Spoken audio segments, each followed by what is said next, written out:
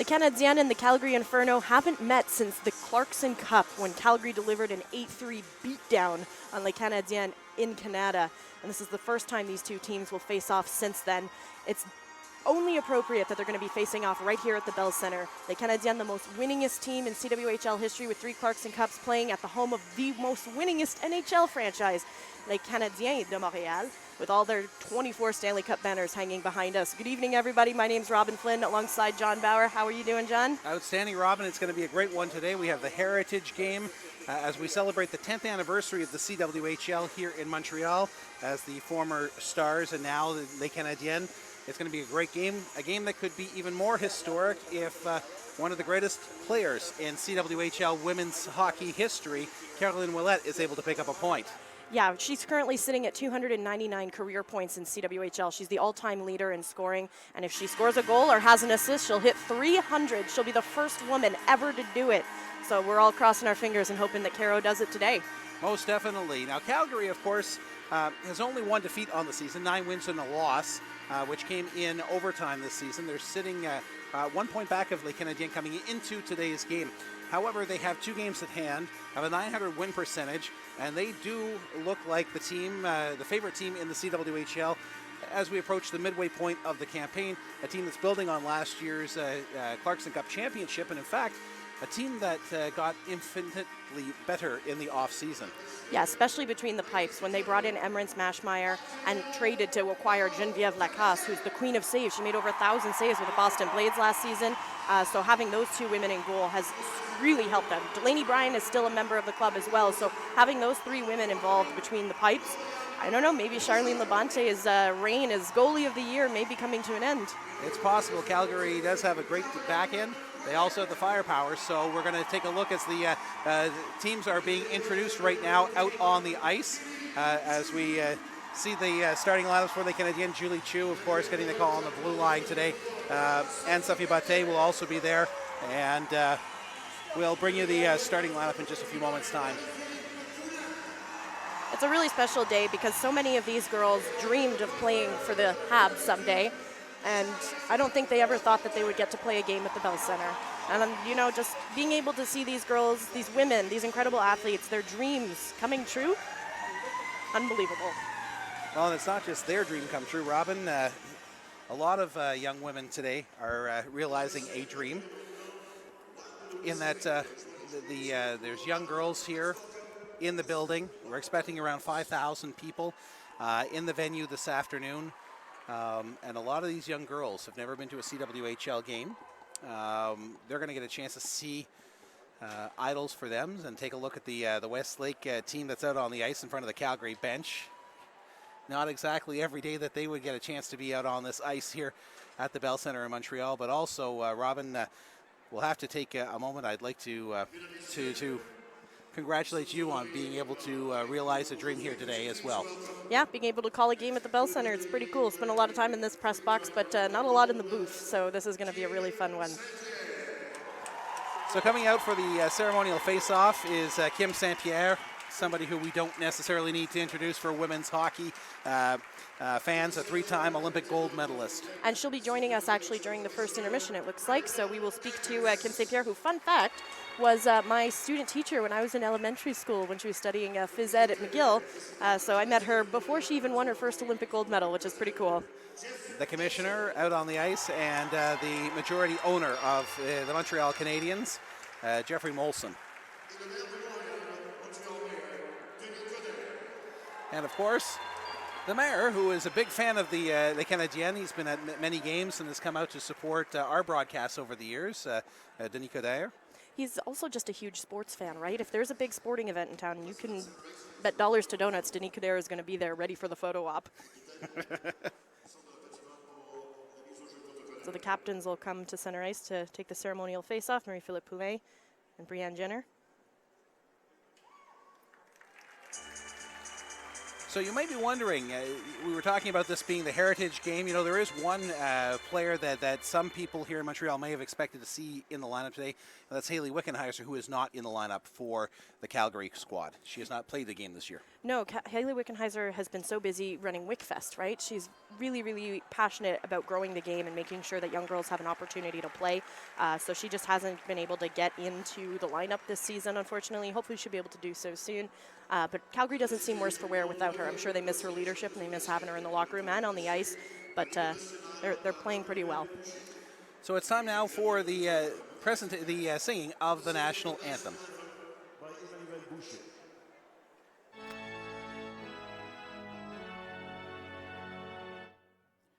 Au Canada, terre de nos aïeux, ton front est ceint de fleurs en glorieux, car ton bras s'est porté l'épée, il s'est porté la croix. Ton histoire est une épopée des plus brillants exploits. God keep our land glorious and free. Oh, Canada, we stand on guard for thee. Oh, Canada, we stand on guard for thee.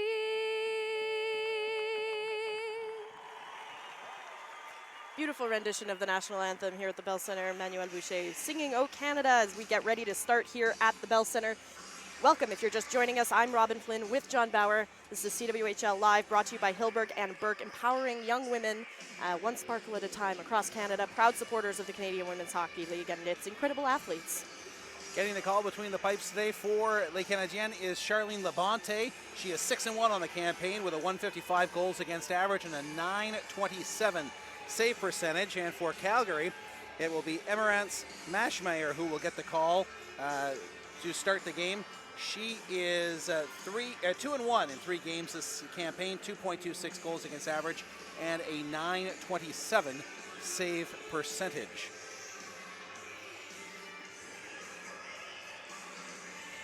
Looks really cool to see these girls out on the Bell Center ice, John. I have to say, you know, it's just something really incredible to see all these fans in the stands, and they've got their signs ready to go, and Marie-Philippe Poulin fans and Caroline Ouellette fans and Brianne Jenner fans. It's going to be a great day here at the Bell Center. So thank you for joining us for this heritage game. The third team on the ice today, led by Gabrielle Ariano-Lortie and Melanie Bordelot. On the blue lines, it will be Laurie Longpré and Stéphanie Campbell. So that's the third team on the ice for today as we get set for the Heritage Classic. Robin Flynn with the call. As we get set here to take the opening faceoff, Marie-Philippe Poulin against Brianne Jenner, and the puck is dropped. Poulin wins the faceoff, sends it back. Puck is being sent back up through the middle ice. Canadians get it into the Calgary zone. Back is Gosling behind her own net. She skates it around, sends it forward. Jenner skates it out of her own zone, passes it up. As Brigitte Laquette sends it into the Canadienne zone, and the whistle is blown. We'll take our first stoppage of play, 19 seconds into the first period. And if you remember the Clarkson Cup Championship game, very early on in that contest, Calgary was able to set up an aggressive forecheck in the offensive zone, created a bad bounce in the slot, which led to the opening goal of the hockey game. Let's see if they try to continue to press Montreal in the opening minutes of the game.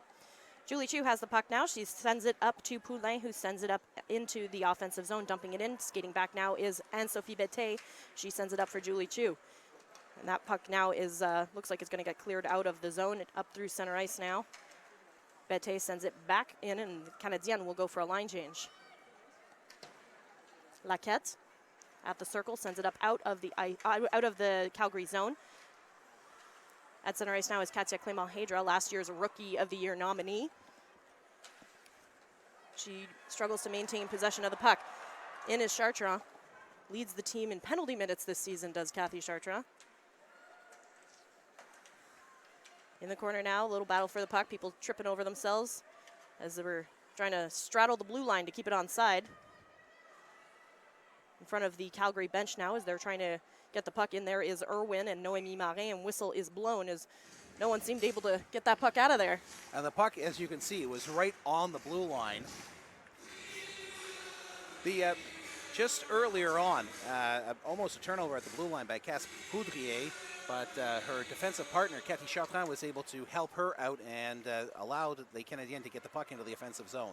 Wow, Bailey Brown just blocking a shot there as the puck is still in the Calgary zone as Montreal maintains possession. A scary moment there as Maschmeyer bats the puck away as it trickles through the crease. Up now is Campbell.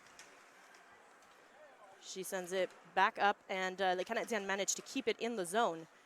Campbell again goes for a little bit of a skate. Sends it over to Mickelson.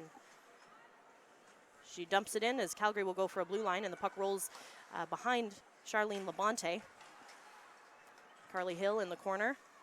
Sends it around. Puck bounces off the boards. As players are slipping and sliding a little bit here in the corner as Montreal gains possession of the puck again. And Brittany Fouracres with a nice little move in the corner to get the puck out and up. Canadiens struggling to get out of their own zone here. Marie-Philippe Poulin, big hit there as Fouracres goes down awkwardly from and Charlene Labonte scrambles as the puck comes in front of her. She's losing her footing as she falls down to the ice and the whistle is blown and the puck stays out of the Canadiens net. A good job by the Inferno on the right wing side. Gavrilova was the one that took Fouracres into the boards, and that allowed Davis to come up with the puck and drive the front of the goal. She came across the face of the crease, trying to outweight Charlene Labonte, but she was able to sneak out that right pad to keep the puck out of the cage, as you see right now. As she went across, she tried to tap it in the far side, but Labonte was able to get the toe out to make the stop. And Gavrilova getting really, really physical there with Brittany Fouracres as well, as this looks like it's going to be a very physical affair. These two teams definitely no love lost there. In the corner now is Julie Chu as she battles for the puck, and the puck goes behind Charlene Labonte. Skating up for it now is Caroline Ouellette and Katia Clément-Hedra. Katia has the puck. She skates it up as she loses her footing, getting tangled up there with Warren. Puck now behind Emmerance Maschmeyer. Calgary has possession, and they'll send it out of their own zone. Puck trickles through center ice and into the Canadiens zone. Calgary has possession of the puck, and they're looking around. Going around Charlene Labonte. Montreal gains possession back. Caroline Ouellette, sitting at 299 career points, gives the puck up to Haley Irwin. And Megan Mickelson's shot is gloved by Charlene Labonte to thunderous applause here at the Bell Center. Rebecca Johnson on the right side sealed off Carol Ouellette, and that turned over the puck and led to the scoring chance for Calgary. And again, Charlene Labonte down in the butterfly and reaches out and makes the save. As a very solid crowd still filing in here to the Bell Center on this doubleheader Saturday here in Montreal. Megan Mickelson has the puck at the top of the circle. She takes the shot, and Charlene Labonte struggles to maintain as she makes the glove save, but drops it behind the net. Puck rolls around the boards, back up to the point where Mickelson is waiting for it. She sends it back into the corner. Cathy Chartrand sends it back down to the other side. Poudrier is there. She knocks the puck out. Behind the net now, Poudrier has control of the puck. She fans on the shot clearing attempt for a waiting Rebecca Johnston, who picks up the puck and goes for a little skate through the zone. She sends it up for Gavrilova, or excuse me, Jill Saunier. Saunier has the puck. She sends it up to the corner for Cudmore. Cudmore takes the shot. It's blocked in front. Marie-Philippe Poulin grabs control of the puck and dumps it out of the zone. And the puck trickles through center ice as Calgary goes for a line change, as do les Canadiennes. And Cathy Chartrand will maintain possession and send it back for Poudrier. So Poudrier has twice turned the puck over dangerously, either at the blue line or in her own zone. Maybe some butterflies early in this hockey game for the young defender. Yeah, rookie season for Cassandra Poudrier, member of the national program. Skating through center ice now is Calgary. Sarah Davis has control of the puck, and the puck goes wide of Charlene Labonte and back up towards the blue line. Possession of the puck now belongs to Kim Deschênes, but she loses it. And the Canadiens will have to get over the blue line to get back on side, as they'll go for a change, as do the Calgary Inferno. Charlene Labonte pushes the puck up into the corner. The puck rolls through center ice. Calgary again with possession. I'm sure their Corsi numbers are through the roof. Calgary's doing a really good job taking away the skating lanes for the Canadiennes on the breakout. So they're forcing them to make long, risky passes up the middle that haven't been that successful so far tonight. The Canadiennes with a 2-on-2. Don't manage to get the shot off as that goes high and wide over Maschmeyer. In the corner now battling is Katya Clement-Hedra. She comes up with the puck, goes for a skate around, but gets tangled up with Caitlin Gosling, also a rookie defender. In the offensive zone now, the shot from Jessica Campbell is stopped by Charlene Labonte. We'll take a little pause here. Campbell has 3 goals on the season. She came in off the left wing side with a good wrist shot that Labonte was able to make a solid stop on. One of the things that Calgary, they can play the game 2 ways. They can either play up-tempo or they can slow things down. And right now, Les Canadiennes, they need to try to use their speed a little bit more to create scoring chances. As Bate and Mickelson get tangled up, Bate gains control of the puck. She takes the shot, and it's stopped by Maschmeyer. The puck bounces into the corner where Marie-Philippe Poulin is waiting for it. There's Bate in the corner now. She goes to grab possession of the puck. It bounces behind. A little struggle there as Cudmore and Carol Lamard try and gain possession of it. Julie Chu has it. She fires a shot, and that one doesn't get through, but then it slides through the crease. Lucky moment there for Maschmeyer, who didn't have to make the save. Calgary now going for their own offensive opportunities here as Haley Irwin has possession. She sends it up for Bailey Bram. She takes the shot, or excuse me, Erica Crum. And that one trickles out as everyone will go for a line change, get some fresh new bodies on the ice here as the puck is through center ice. And Bette uses her speed to start that entire sequence of 30 seconds in the offensive zone for the Canadiennes. And the whistle is blown just below with Kim Deschênes and Chartrand out on the ice for the Canadiennes along with Marin and Kathy Chartrand skating back up for the draw. And here's the chance for Bette curling out of the right wing corner, and she tried to go back to the glove's side, and Maschmeyer was there to make the stop. Now is Poudrier. She sends it in front. No one there to tip in the shot. Kim Deschênes sends it up to the point for Chartrand.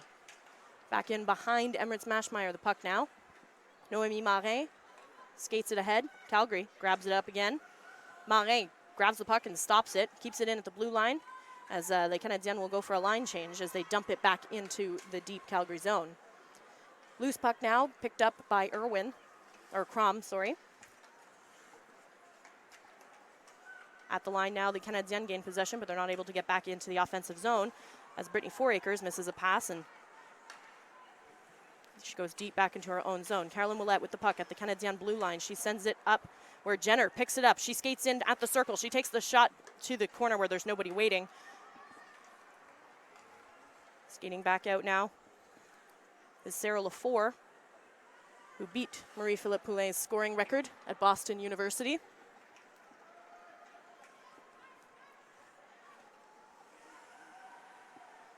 Battle in the corner now with the Canadiennes and the Inferno. A shot from the point from Bridget Laquette doesn't get through. Another shot from Blair Turnbull, who's on a 2-game scoring streak, hoping to maintain that one. If she scores again today, it'll extend to 3. A nice job by Fouracres to go down and block that shot as Labonte was already on her knees after making the initial save. Bate sends it in front there where Sarah Lafour isn't able to get it, or Carol Amard isn't able to get the shot in. She definitely wanted another look at that one. And the puck trickles through the blue, wow, right through the blue paint. Unable to get one past Emirates Maschmeyer. She got the second look there, Robin. Yeah, she did. But again, could not get it past Maschmeyer. Julie Chu grabs it up in front of Charlene Labonte and sends it up and out as Emmanuel Blais pokes it forward. Coming up now, the Canadiennes are forcing it really hard, trying to get one in there past Emirates Maschmeyer. Emmanuel Blais with possession of the puck in the corner, going for a little bit of a battle with Jessica Campbell. Sends the puck out to the corner. Emmanuel Blais, girls getting all tangled up here as Campbell skates up ahead to the point now where Rougeau sends it up for Chu. Chu takes the shot and it's stopped by Emirates Maschmeyer.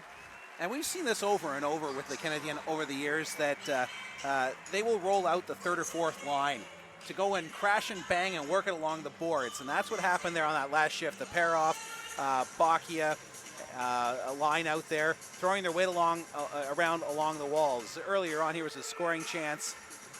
That was the second opportunity for Amar right here after she had missed just moments earlier.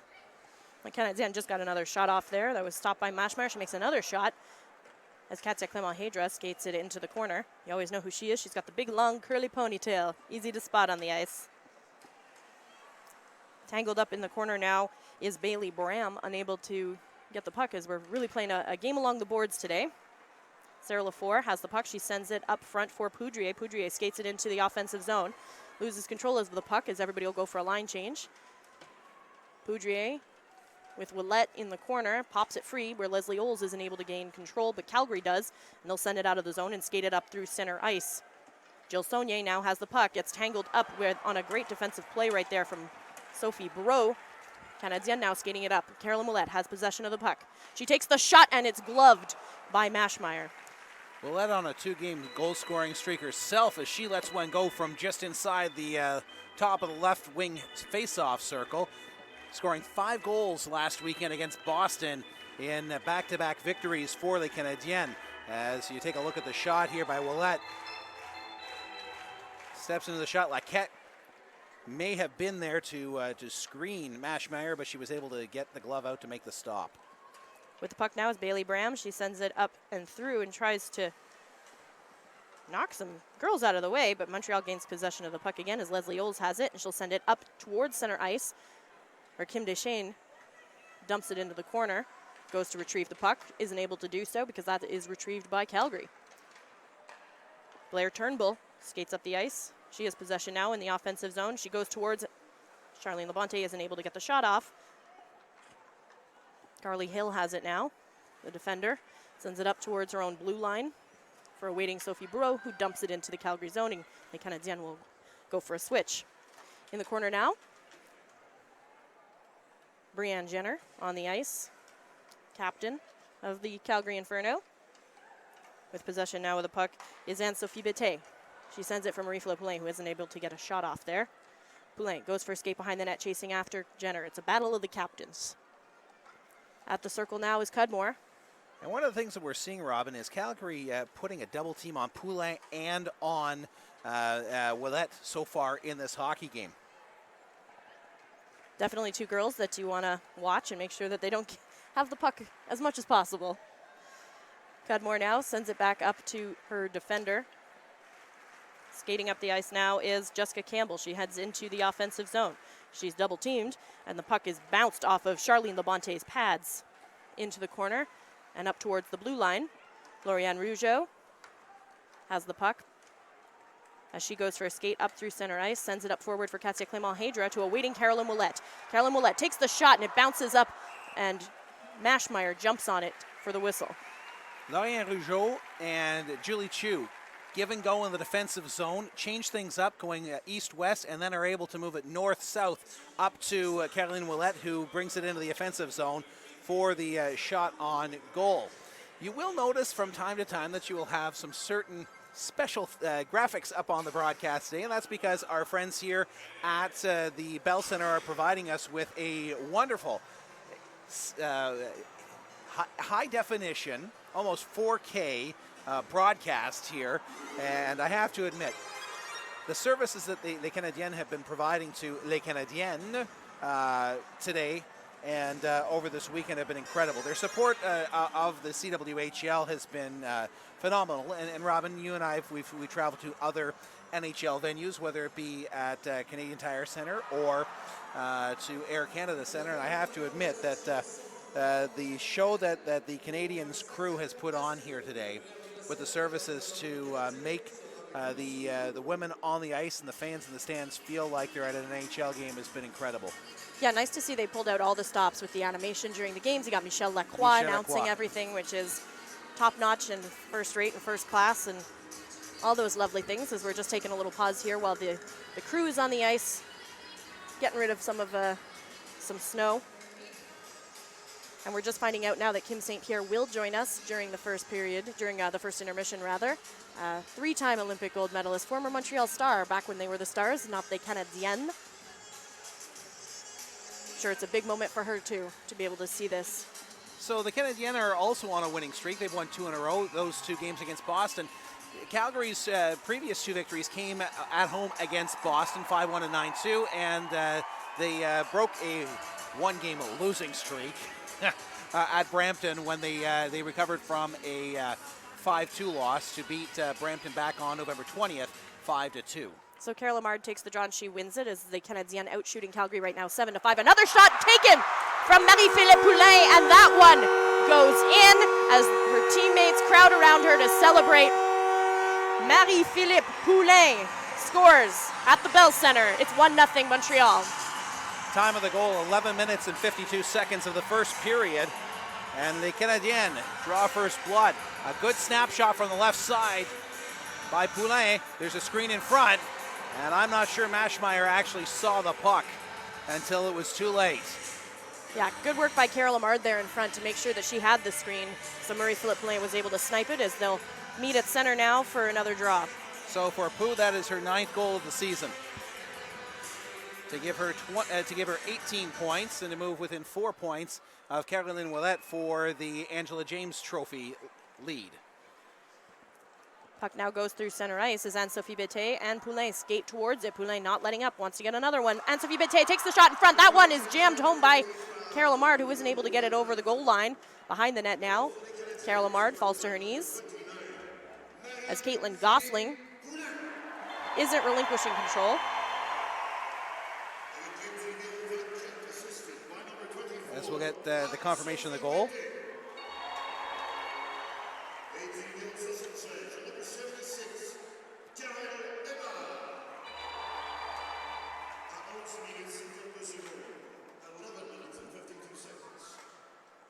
So Robin, the goal at 11:52, Poulin from Bété and Imar.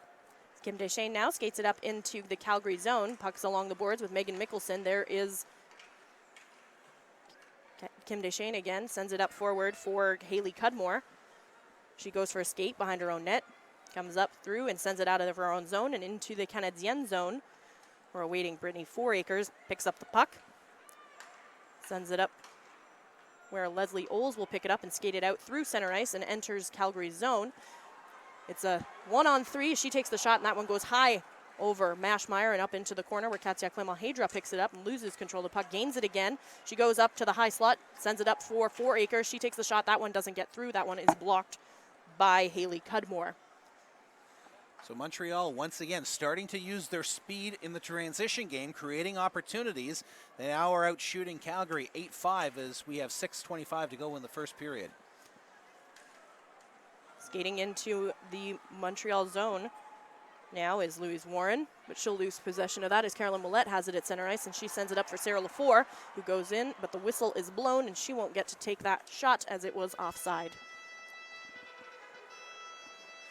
So this season, when scoring first, actually I don't have that statistic in front of me.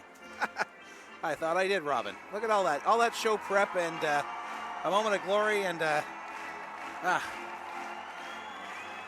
I'm looking for it. But anyways, we'll get to that in a few moments. We know what the Canadiennes' record is when leading after one period. They're 6-1 so far this season, but there's still 6 minutes to go in this frame.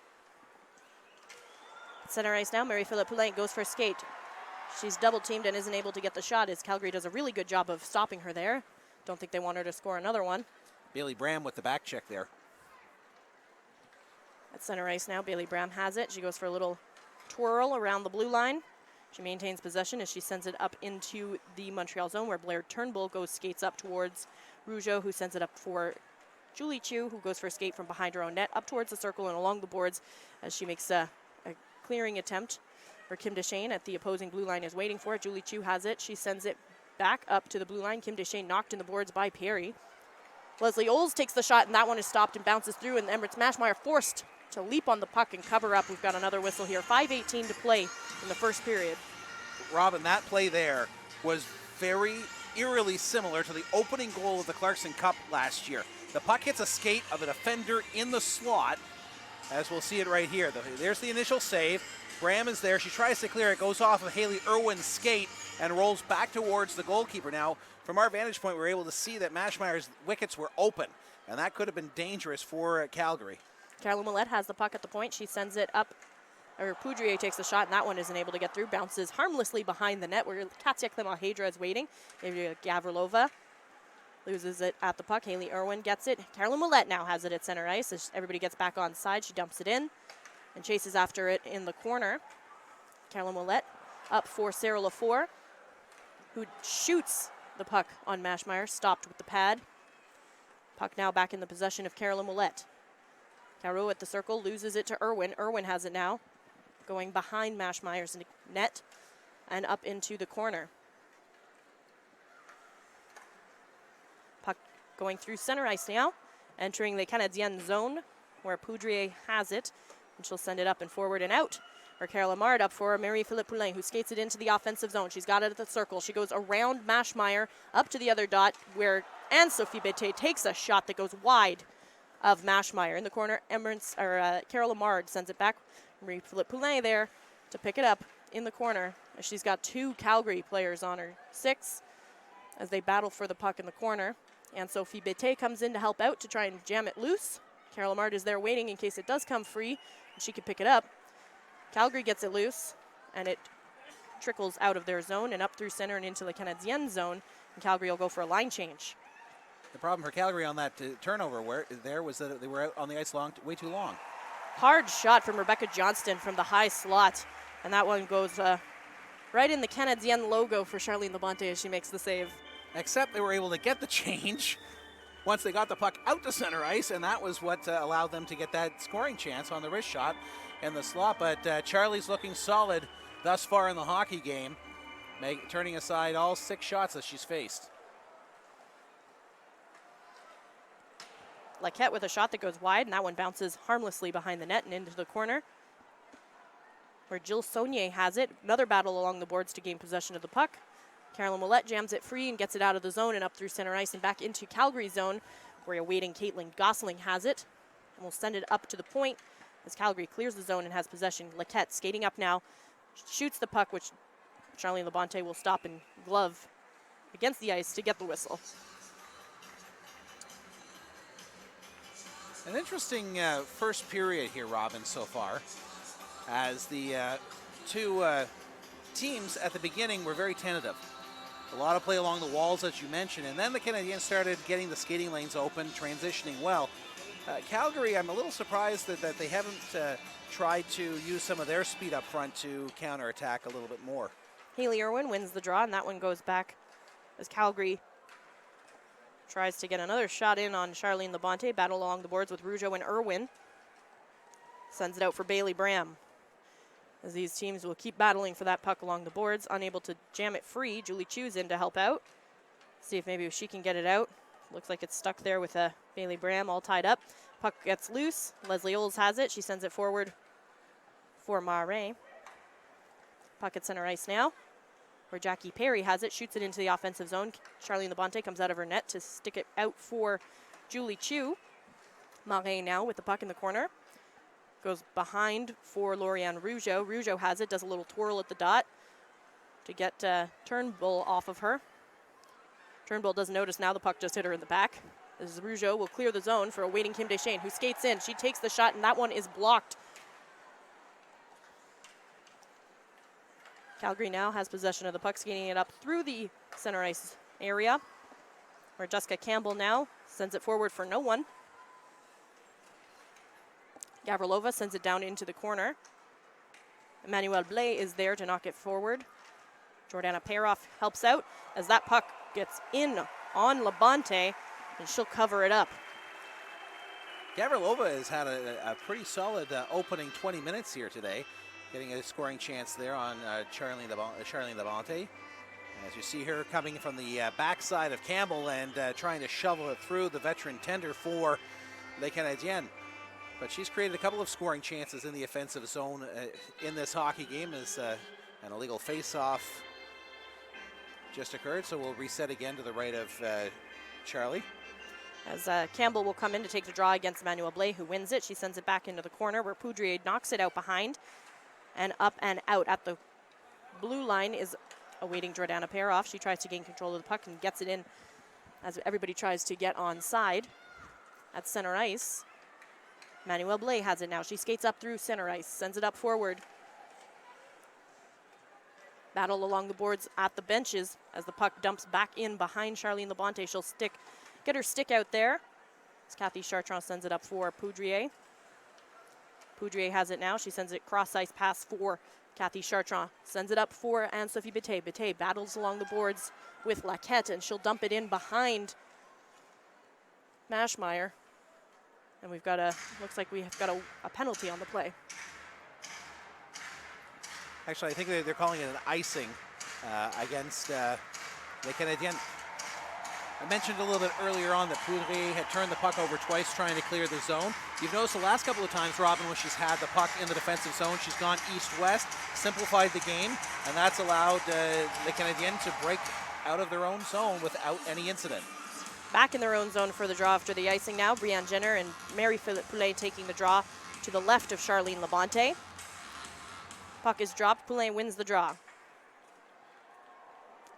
And a whistle is blown again, as we've got just over a minute left to play here in the first period. Canadiennes shots 10 against Calgary's 8.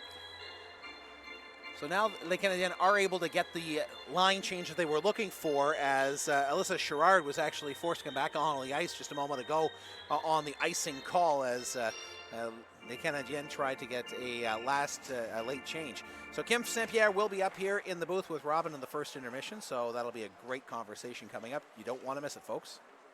Marie-Philippe Poulin has control of the puck as we enter the last minute of play here at the Bell Center.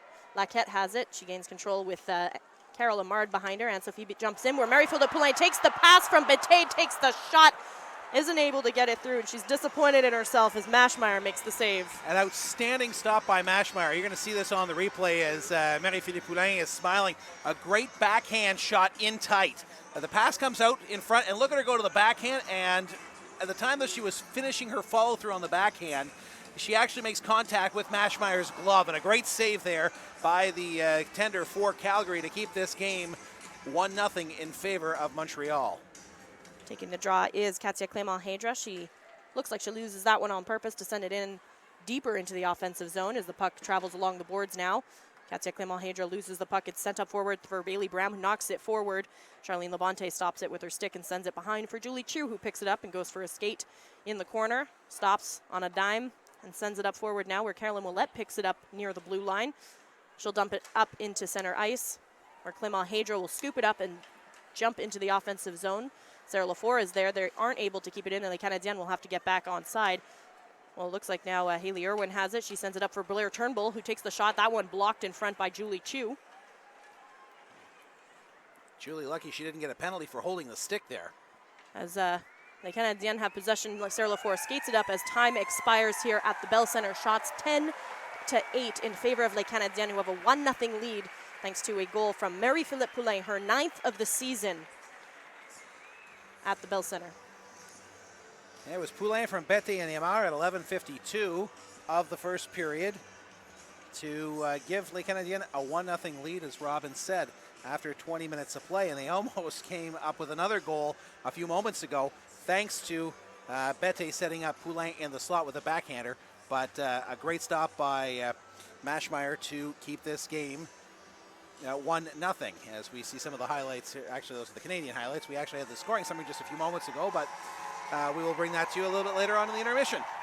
Absolutely, and during this intermission, we'll be joined by Kim St. Pierre, 3-time Olympic gold medalist, former member of the Canadiennes back when they were the Stars. So she'll join us in just a moment. So we'll take a quick timeout and come back with Kim St. Pierre. It is 1-0 Les Canadiennes. This is CWHL Live.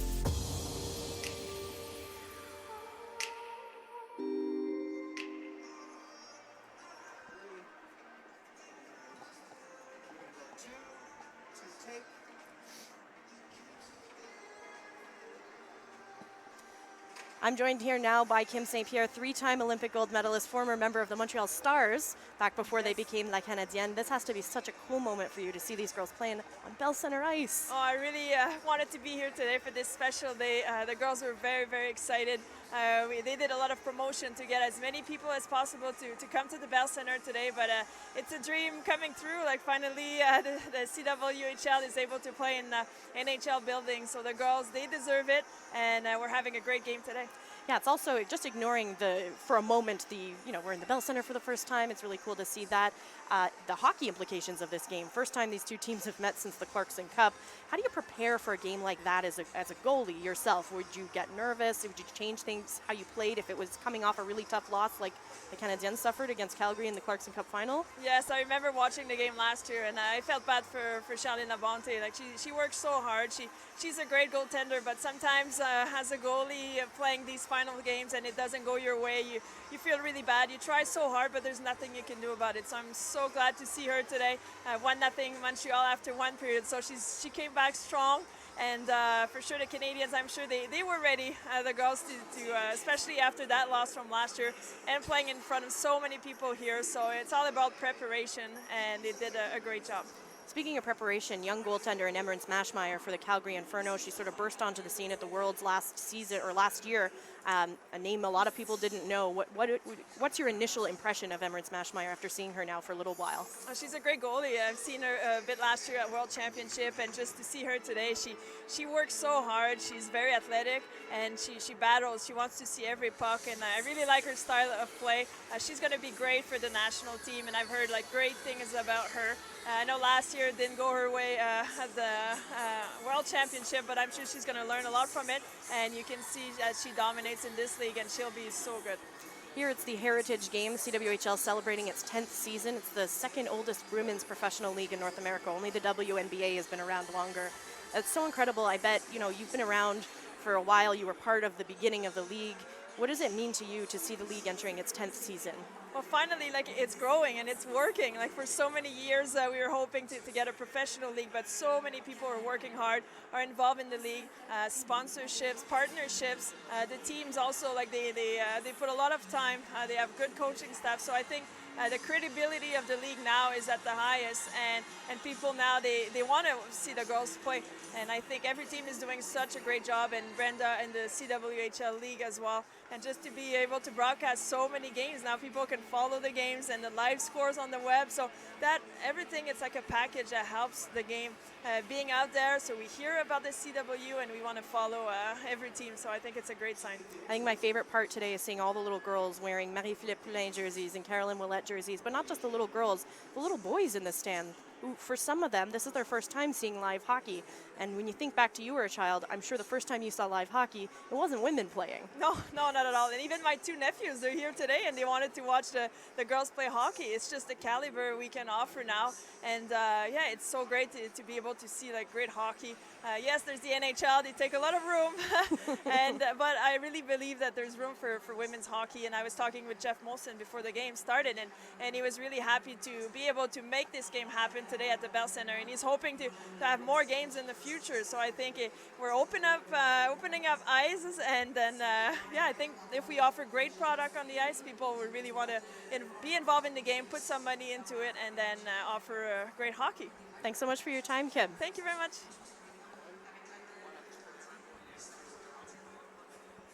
Sanderson passes it to Westfall, takes a shot, and it's a no-goal. Westfall passes it to Sanderson, who passes it to Bobby Orr. Tried a shot that was wide, and Keenan cleared it but not out. Bobby Orr behind the net to Sanderson. Orr!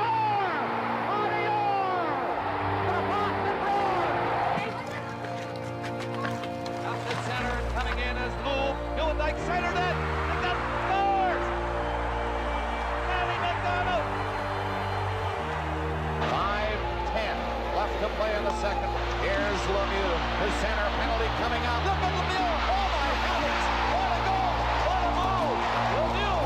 Oh baby. Here's a shot. Henderson made a wild stab for it and failed. Here's another shot. Right by the score. Henderson has scored for Canada. And the crowd goes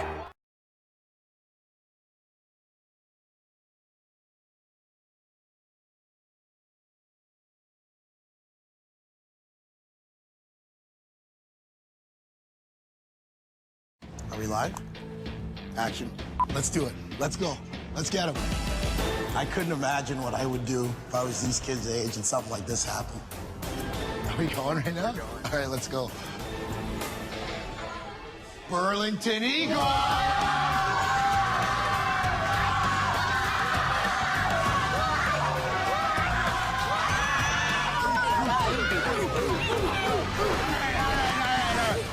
You guys are something else. Okay, first of all, why am I here? This has nothing to do with what you do on the ice. This has to do with you guys being great individuals and doing something that's bigger than yourself, that's bigger than the game of hockey, right? My coach always telling me that nobody wins on their own. They always win as a team. Bye, Mom. Hey, where's my kiss? Bye. All right, boys, we've dropped the bags off. Now we got to go pick them up. Okay, you guys all ready?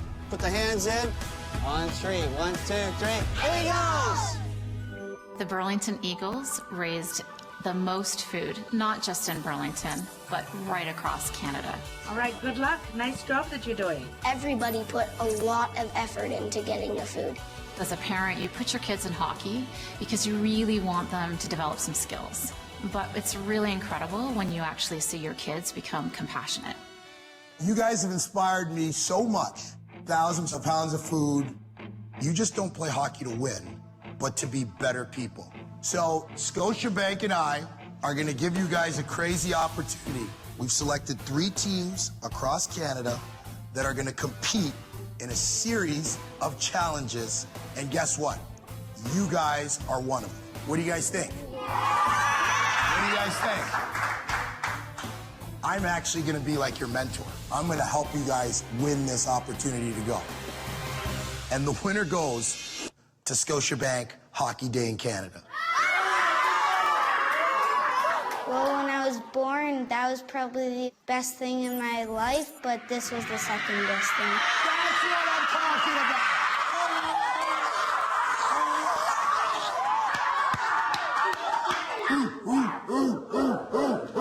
All right. Okay, so 3 teams. You guys are one of them. Do you want to know who you're up against? Let's go. Come on, guys. All right, you guys ready? Let's do this.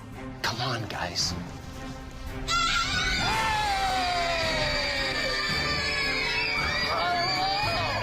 I'm Darcy Tucker, and I'm going to be your host. Our first challenge is...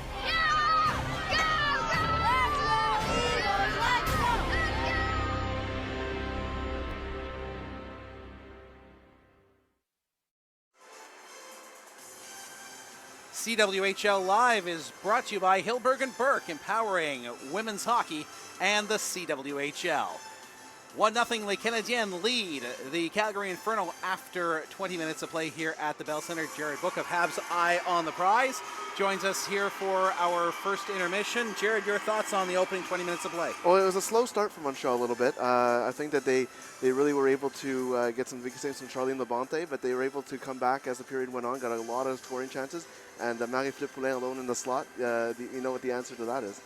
Well, she had another chance late in that period where she was set up by Bette coming out from behind the net, and a great glove save by Maschmeyer to keep the score 1-0. So, Jared, we're now halfway through the CWHL season. What are your impressions on the race for top place between Calgary and Montreal? It's going to be very close. It's going to come down to, like it did last year, the games between these two teams. Montreal went 4-2 last year. This year is their first meeting from since the Clarkson Cup last year. So it's going to come down to basically a round robin between these two teams. Obviously, Calgary's done a little bit better against the other teams in the league, so they have a little bit of a leg up. But Brampton, Toronto, Boston have all had close games against all of these teams. It's going to be very close. It's going to go down to the wire.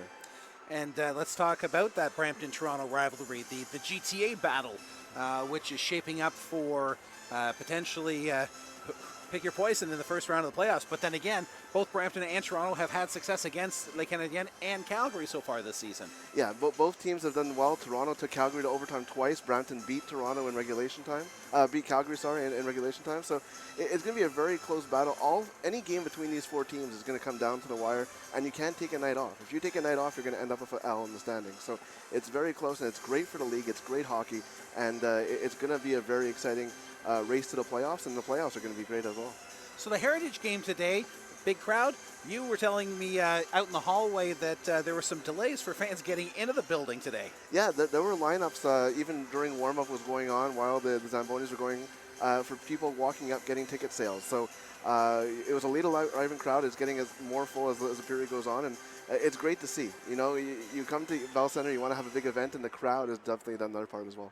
Well, and the Canadiens, the Montreal Canadiens, have done a fantastic job making this feel like a Habs game. Absolutely, and they've done so much. Jeff Molson was there at the pregame face-off, and I think that when they announced the partnership, it was really about bringing them into the Canadiens family and not doing it halfway. They've gone all in, and they have with their performance today. It's absolutely incredible. Well, it's an incredible opportunity for all of us here today. Jared, thank you for stopping by. And we're going to take a quick timeout. When we come back, second period action. It's 1-0 Les Canadiennes leading the Calgary Inferno. This is CWHL Live from the Bell Center in Montreal.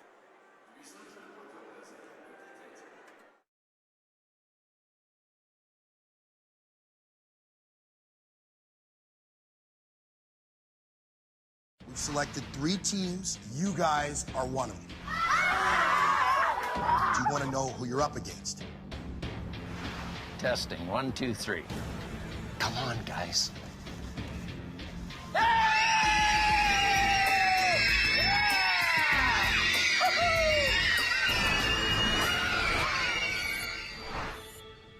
I'm sure you're wondering, why are we here, right? When I heard about what you did, I had to meet you. I'm so inspired by what you did to help kids with cancer and to honor Jordan. Get up, Jordan. Jordan was very active. I could not keep up with that kid. As a wee little one, he just was on the go constantly. I went through many knees on my jeans playing with him, keeping up with him. I can't describe how much he loved hockey. It was his whole world. 7 years old, and our worst fears were confirmed that he had a tumor. Jordan was terminal. He survived for 8 months. Right there. There you go. We're lucky as a family. We didn't have to face this alone. The hockey community in particular, they had our back the whole time. They rallied around us, and they had silent auctions, and as a result, that allowed us to start a foundation in Jordan's honor. We raised some money that can help the researchers, get closer to a cure for this thing. You'll be right in front of your goalie like that. Coach John. The Canadiens leading 1-0 on Marie-Philippe Poulin's goal at 11 minutes and 52 seconds of the first period. And that's where we stand through 20 minutes of play as the Canadiens will defend the goal to our left and Calgary will defend the goal to our right here in the second period. So Robin, you got to talk with Kim St. Pierre, one of the most accomplished goaltenders in women's hockey history. It was funny because I pointed out to her that when I was a student at Harmony Elementary in Chateauguay, and she was studying to be a phys ed teacher at McGill, she was my student teacher. I pointed that out to her off air after we were done, and she just said, wow, that was a long time ago. And it was 90s. But pretty neat to see, how far we've come. At that moment, she wasn't an Olympic gold medalist. I wasn't standing in a Bell Center booth calling a women's hockey game. It's amazing how much we've done in 20 years. And also, don't forget that she also broke down a lot of barriers, and the fact that she was able to be the first female to play Canadian University men's hockey when she was playing both for the Martlets and the Redmen. Yeah, outstanding. Her skills obviously translate both on the ice with men and women, as does Charlene Labonte, second woman ever to play in the Q after Manon Réaume. So There's a lot of really talented women that are playing in this hockey game and not just playing in this building today. There is royalty, hockey royalty in this building. Poulin and Irwin will take the face-off to start period number 2, and we're underway. Here is Chu, cross ice in her own zone for Rougeau, ahead for Aymar, just off of her stick. Laquette plays it back the other way on the right wing side. That's Turnbull sending it in on goal. Labonte will settle it down and play it into the far corner. Aymar off the windows, up the far side for Poulin. Poulin sidesteps the check of Laquette, but coming back to play the puck for Calgary was Gosling. She'll roll the puck over to the near side as Bram settles it down, goes between the rings over to the right wing side for Laquette in her own zone. She'll lift it out over to the near side, where Bette is battling with Gosling, and she steals. Here's Aymar with it. Aymar in front. The puck didn't get through to Katia Clément-Aydra, and the whistle was blown by the official who lost sight of the puck. A premature whistle there, no doubt. I'm wondering if it's the same official that was in Brossard when we had a strange call where a puck landed on top of Charlene Labonte's net. Should have been a whistle, and there wasn't. And then they were able to bat it up and high stick it into the net and past her. So if we'd had replay on that one, I doubt that would have been a good goal. And it was Laquette who did tap the puck in onto her goaltender, Maschmeyer, as Katia Clément-Aydra was powering herself towards the front of the goal. Johnson up the near side at center ice. Poudrier backhands it off of the boards. It goes to Clément-Aydra, who plays it back to Poudrier. Tries to clear. It goes off of the skates of Johnson, back behind Les Canadiennes' goal. Chartrand up the far side for Carol Ouellette. The puck skips over her stick and rolls back down into Calgary territory as Cudmore settles it down in the far corner. Give and go with Mickelson. And Ouellette comes in, takes her to the wall. Clément-Aydra with it. Reverses over to the near side. Cudmore goes to the wall, pinching into Poudrier. Poudrier had her pocket picked there, and here comes Jenner out to center. Jenner on the left wing side, 2-on-2. Jenner into the slot, onto the right side, takes the wrist shot, and Labonte will go down to the butterfly to make the stop.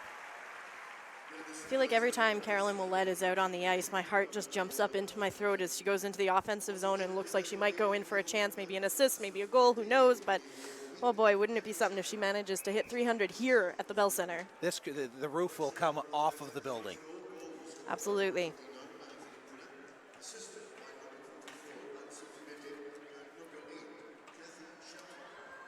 They've actually made a change on the goal. Aymar's assist comes off, and it goes to Cathy Chartrand on the assist. So a scoring change on the only goal of the hockey game so far.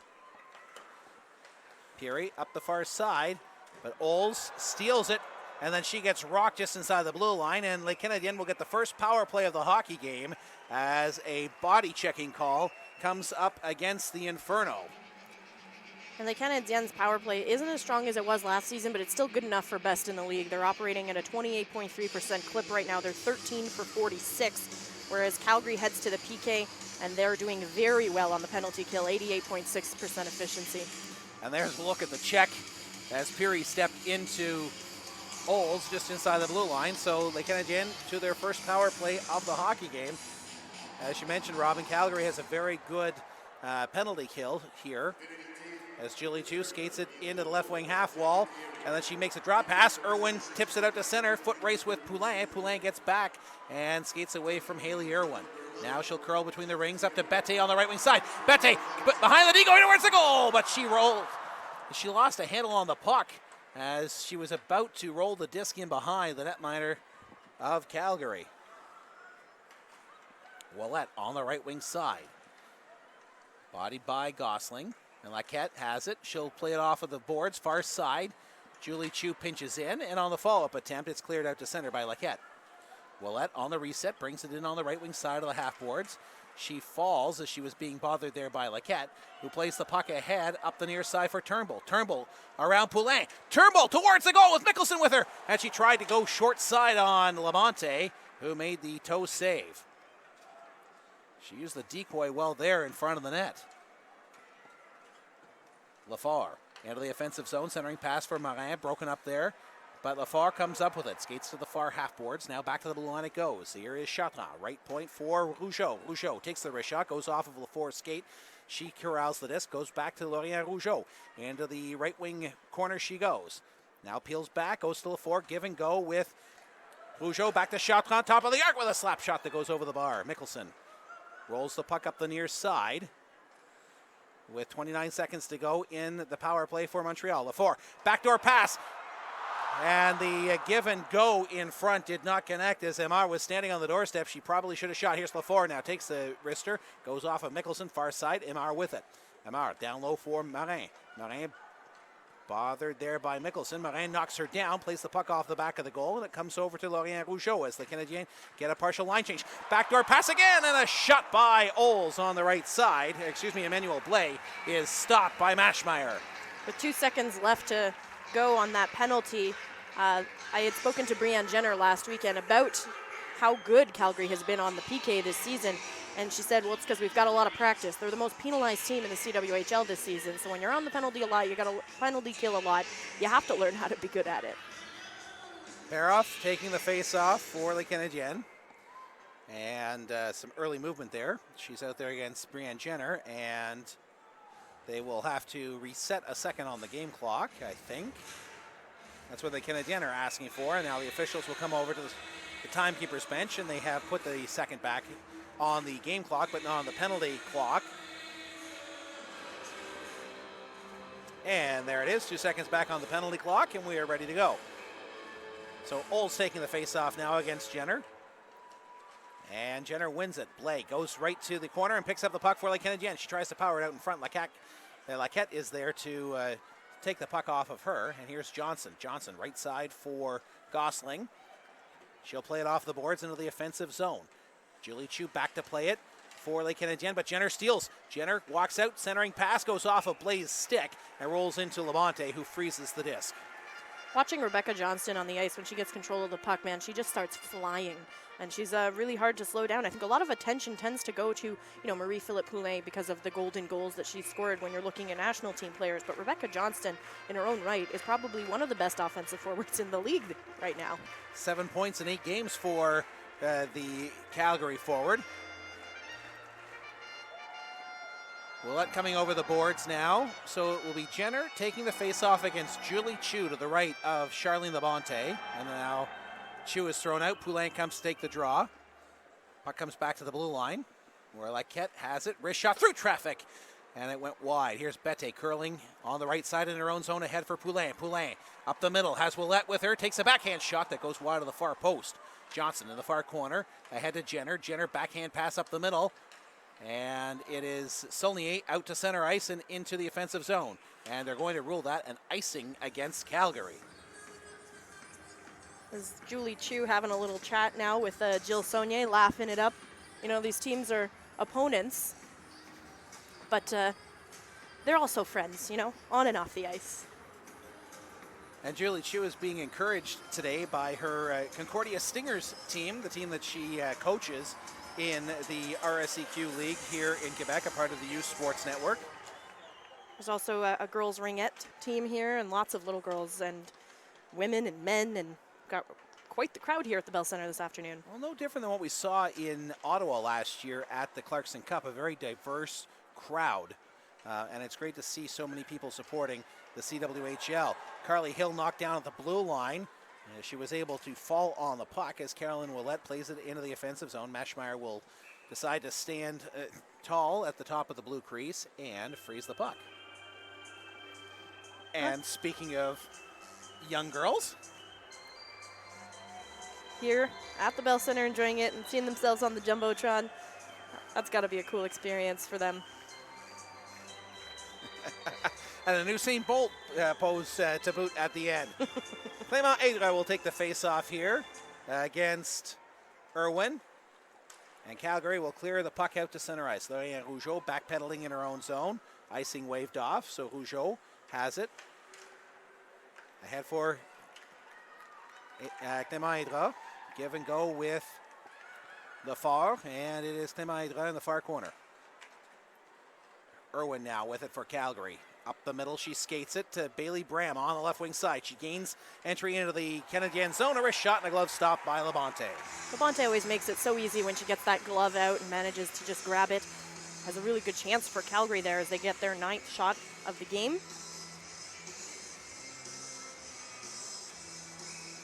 Labonte looks so calm in that crease as you just saw in the replay. She reminds me a little bit, I don't like comparing these women to men, but she reminds me of Carey Price, not in her style of play, but in the level of calm that she portrays in every single game. 6-4 the shots thus far in the period in favor of Les Canadiennes. Marin. Highland at far side. The puck rolls up the boards, and it will be Noémie Marin who overskates it as Calgary has it. Into the slot, a wrist shot there by Gavrilova, excuse me. She had a good scoring chance, and she has had a really good game so far. I know we spoke about her in the first period, Robin, but she just keeps battling and using her size and her speed to take it to the net.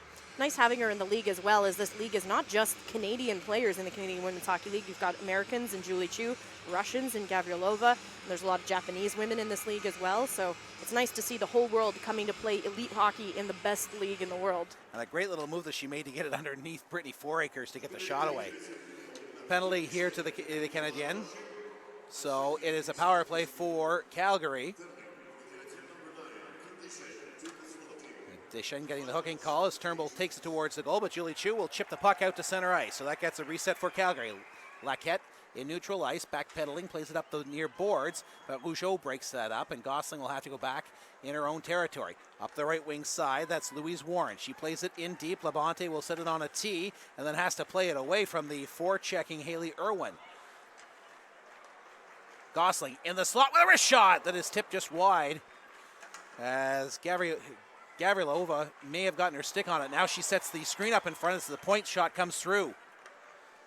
Laquette dishes off right side. Irwin with it. Irwin looking to Laquette, now goes down low for Turnbull. Minute 5 to go in this Calgary power play. A wrist shot well wide of the target. It comes off of the Dashers, and Labonte will stick her mitt on it to get the stoppage in play with a minute to go in the power play. What I notice about the Calgary Inferno's power play setup is that they don't try and do things too fancy. There's not that one too many passes. They set it up and they take the shot. And sometimes that's what you have to do. If you're trying to look for that easy look and you're trying to get the nicest look, you're not going to get the puck on net. You need to get the puck on net if you want to get it behind the goalie. Carly Hill to Bette on the near side. She'll chip it out to center ice. Here shorthanded for another 50 seconds. Jenner curling in her own zone, now starts the rush up right side into Montreal territory. She'll drop it back to the line. Mickelson puts the brakes on, gives it off left side for Johnson. Johnson into the between the rings. Back to the line, Mickelson. She has Jenner flanking her to the left. She gives it to Jenner. Jenner now curls into the slot, takes the shot, blocked in front by Carly Hill, and she will clear it out to center ice. Bette giving chase, always dangerous on the short-handed situation. She gets the slash out there on Johnson and forces her back with 23 seconds to go in the power play for Calgary. Johnson through neutral ice on the left wing side now into Montreal territory. Wrist shot, and Labonte with the save. And Calgary's going to have to be careful here with 15 seconds left to go on the penalty to Kim Deschênes. She's coming out of the box with some speed. She could easily go in on Maschmeyer and do some danger. So Calgary with 15 seconds to go in the power play is you see Johnston's wrist shot that led to the stoppage in play. Face-off, Sarah Davis will take it to the right of Labonte against Katia Clément-Hédra. The puck comes free, rolls back to Gosling, and it will go all the way back down in Calgary territory with 10 seconds to go in their power play. Willett giving chase as Deschênes steps back out onto the ice here at the Bell Center. 1-0 still in favor of the Canadiens. Gosling has to be careful. Deschênes on the forecheck there, as Kim said. Here's a steal. Katia Clément-Hédra to the goal. Backhand shot. And a save made by Maschmeyer down in the butterfly. Wow, dangerous, risky play there at the blue line to give the puck, which wound up in Katia Clément-Hédra's possession there, as you see. I believe that was that Rebecca Johnston who turned over the puck? Mm-hmm. Wow, what a shot. She tries to go 5-hole. Emirates Maschmeyer, no dice, jumps on it. And you saw right there on that replay what Katia Clément-Hédra was looking at. She saw daylight and tried to put the puck through the wickets. So Calgary looking to recover here. Gavrilova up the left side for Haley Irwin. Irwin around the far side for Turnbull. Turnbull knocked along the window by Willett, and the puck comes out to center ice. Cudmore at her own blue line. Ahead for Irwin. Curling on the right side. Dishes off, Turnbull, wrist shot, goes wide near side. Mickelson at the point. Plays it down for Turnbull. She plays it to the far corner. Willett gives chase as Irwin went after it. Puck comes back to the blue line as Calgary is now on a line change. Now that allows the Canadiens to settle things down in their own zone on the near side. Poudrier has her pocket pick. Jenner going towards the goal. Great move. Play there by Sophie Bro to break the play up. Poulin can't get out of her own zone as Gavrilova plays it into the far corner. Here's the captain. Skating it out to center ice. Marie-Philippe Poulin. A solo player rush. She'll curl back to the blue line. Now centers it for Betty towards the goal. Dishes off right, left side, and the shot is stopped by Maschmeyer as standing on the doorstep with Karel Aymar. You know, I've spoken so many times with Marie-Philippe Poulin about that chemistry that she has with Anne-Sophie Bété, where she doesn't even have to look. She just knows exactly where she is with a perfect pass to set her up. She goes in on Maschmeyer and then makes the fake drop pass back for Aymar. The chemistry that these three women have when they're on the ice together is undeniable. And that was a solid half stack pad save there by Maschmeyer. And the reason why I think she only went to the half stack, because if she had have actually tried to kick that bottom leg out, the puck probably would have ended up in the cage. So Amal taking the face off for Les Canadiennes. Out there against the captain, Jenner. And Calgary has the puck in behind their own goal. But a risky move there has Bété with a steal. Back to Poulin. Her shot is stopped. Chu, wrist shot from the point. It's blocked by Johnston. Johnston takes it back into the corner. And Laquette will have it on the far side for Calgary. Stretch pass intended for Saulnier. That was broken up there by Rougeau. She plays it back out to center. As Bacchia over the boards now. Plays it to Rougeau. Bank pass off the far wall. Rougeau steals it off of the stick of Laquette and brings it back into the offensive zone. She'll take it to the right wing corner now. Centering pass. There's nobody there. Julie Chu now at the left point has it. Plays it behind the goal. Bacchia behind the goal for Les Canadiennes. Centering pass. Pinball's out in front. And a snapshot by Blais from a sharp angle on the near side was stopped by the Calgary netminder, Meschmeyer. Here is Perov. Down low for Bacchia. Out of her reach, Laquette plays it over to the near side and off of the glass and down the ice was Turnbull. That's not going to go far enough for an icing call. As Chartrand plays it to Poudrier on the near side. 9:25 to go in the middle stanza. Still 1-0. Les Canadiens on Marie-Philippe Poulin's goal at 11:52 of the first period. Poudrier behind the goal, asking for some help. Now gives it to Emmanuel Blais. Blais with Perov on her right, goes left side for Cathy Chartrand. Chartrand will gain center and play it off a stick deep into Calgary territory. Perov gives chase as Les Canadiens go for a line change. Cudmore reverses to the far side. Lafar steals. Lafar in front! But Perov had her stick chopped out of her hands as she will go to the bench. Here is Willett in the corner with Lafar. Sarah Lafar with it behind the net. Centering pass for Clément Edra. She couldn't get the shot away. Fouracres at the left point. Her shot through traffic. Willett spins and fires, and it is stopped by Meschmeyer. Meschmeyer's had to do a lot of work in this period. Shots 18-15 in favor of Les Canadiennes at this point in the game. But she's looked really solid. I was talking to Kim St. Pierre during the first intermission about Emmerich Maschmeyer, who really came onto the scene not that long ago. And we're seeing now the former Montreal Stars before they became Les Canadiennes last season. We've got Alyssa Chechere in the front row, and who else we have in there? I see Shauna Dennis from the Habs. Who is from the Canadiens and played for McGill as well. And then you see the current team. What an amazing photo that is. Right? Epic. Looks like they're going to battle. They certainly do. So let's turn it over to the in-house PA announcer. Pourriez remporter une paire de billets pour le match des Canadiennes de demain. Allez-y. Aimez-vous. So it's the Kiss Cam to win tickets to tomorrow afternoon's Canadiens game at the Centre Etienne Desmarteaux. It's I love when they do this. 1:30 p.m. puck drop. Yeah, at their regular rink. If you're having fun at the Bell Center, then you definitely want to come out and check them out in their home barn.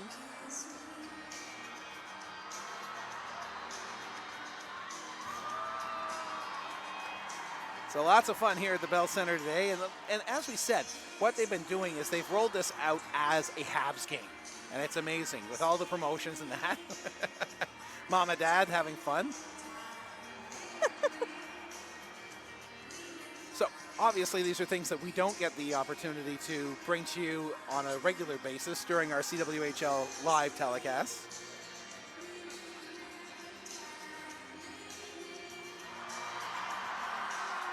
And we're going to face it back off as our winners for 2 tickets to tomorrow afternoon's game. Bete off the face-off, back to Chu, slap shot through traffic. And Aymar will tip it into the far corner. Here is Chu. To Aymar, Aymar back to the line it goes. Chu, Rougeau, right point, slap shot. Hits a player in front by Calgary. And here comes Johnson out to center on the right wing side. Johnson in to the slot, cuts across the green over to the near side. Irwin with a slap shot towards the goal.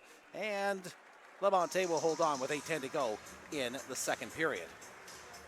And looking again at Rebecca Johnston, when she's coming into the offensive zone with speed and power, I think a lot of focus, we talk about Marie-Philippe Poulin, but Natalie Spooner is often referred to as probably the league's best power forward. But, if you're watching Rebecca Johnston play a few games, she would certainly have to be in contention for that, right?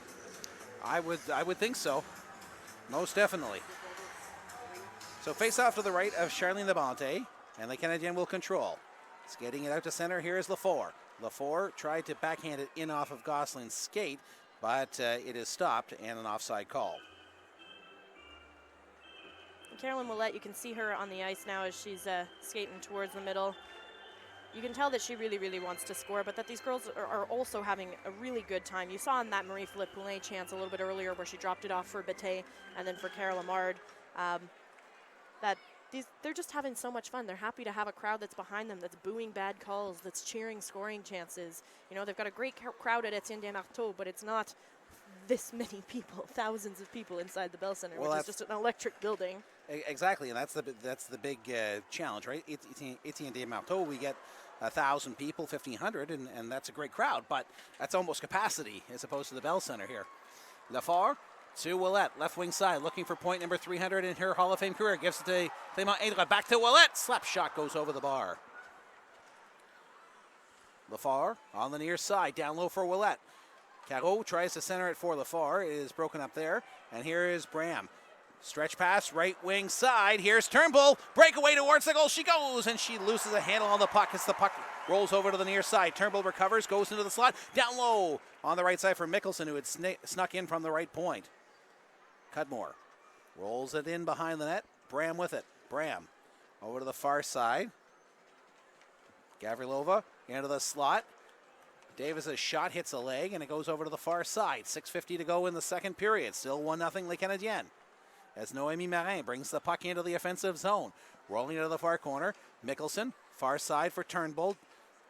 Kim Deschênes battling with her, but Campbell has it at center. Campbell into the offensive zone. Takes the wrist shot. It pinballs in on Labonte. She kicks it over to the near side. Leslie Oles and Campbell battling on the near side. Now Davis comes in, as well as Poudrier for Les Canadiennes. Poudrier takes Davis to the wall, locking up the disc, and Oles will play it over to the far side. Laquette down low from the point. She centers it, but it's out of the reach of the outstretched stick of Gavrilova, and Calgary has it at neutral ice. Campbell bringing it on the far side. She's knocked down from behind by Oles, and here's Kim Deschênes skating it away to center. Kim Deschênes will backhand it on the left wing side. She gets around the rear guard. Here's Deschênes, sharp angle shot, and the stop made by Mashmeyer behind the net. On the far side, now, that is Bete battling with Davis. Bete plays it into the corner. Behind the net it goes now, as Aymar gives chase. Gosling up the far side. Watch out, there's Poulin with the steal. Down low for Bete, into the slot for Aymar, but it was broken up there by Davis. Bete off the end boards for Aymar, who centers it out in front, but there was nobody there but Warren for Calgary. Warren knocked down there by Poulin. Poulin, back to the line it goes. Here's Rougeau. Right side for Julie Chu. Chu, wrist shot. It's off of the glove of Mashmeyer. Chu, back to the line it goes. Here's Bete. Slap shot through traffic, and it was tipped over the bar. Here is Rougeau pinching in from the left point. Aymar to Poulin in the slot. Poulin fights off a check, takes it towards the goal. The puck is still loose. but it will be settled down there by Calgary and played deep into Montreal territory. But a quick counterattack. Here's Bette with Poulin going towards the goal. Bette to Willett. Willett, wrist shot! And that just went off. It may have gone off the mask of the netminder, Mashmere. Here is Bette with 4:44 to go in the second period. Down low, Lequette up the far boards. Now coming down the wall to play it is Lafleur. Lafleur into the slot. Give and go. A wrist shot by Lafleur. Wraparound attempt. Hits Katia Clément-Aydra in the crease, but does not find its way across the goal line. Wow, Emmerich Mashmeyer absolutely looked fantastic on that. Didn't know where the puck was going to be coming from. Was it going to be coming from Katia Clément-Aydra? Sarah Lafleur. We even got Caro with a shot that bounced off behind. Outstanding. She knows exactly where the puck is. Never lost sight of it. And goes post to post. That should have been a goal. That should have been a Katia Clément-Aydra goal right there. Well, and Lafleur, had she taken another half stride, she would have been out in front of that. She tried to, but she had to try to get there quicker because she knew Mashmere was coming across. As Calgary brings it in, that's Johnson driving towards the goal. Labonte stood her ground, and back the other way come the Canadiennes. Katia Clément-Aydra, a 2-on-1 with Lafleur. Feathers it through to Lafleur, but a good back check there by the defender, Mikkelsen. And now a pair of players get locked up in the far corner for Calgary as a save made by Mashmere. You see Katia Clément-Aydra just sort of shaking her head there as she had the opportunity to go in but wasn't able to get the pass through to Lafleur.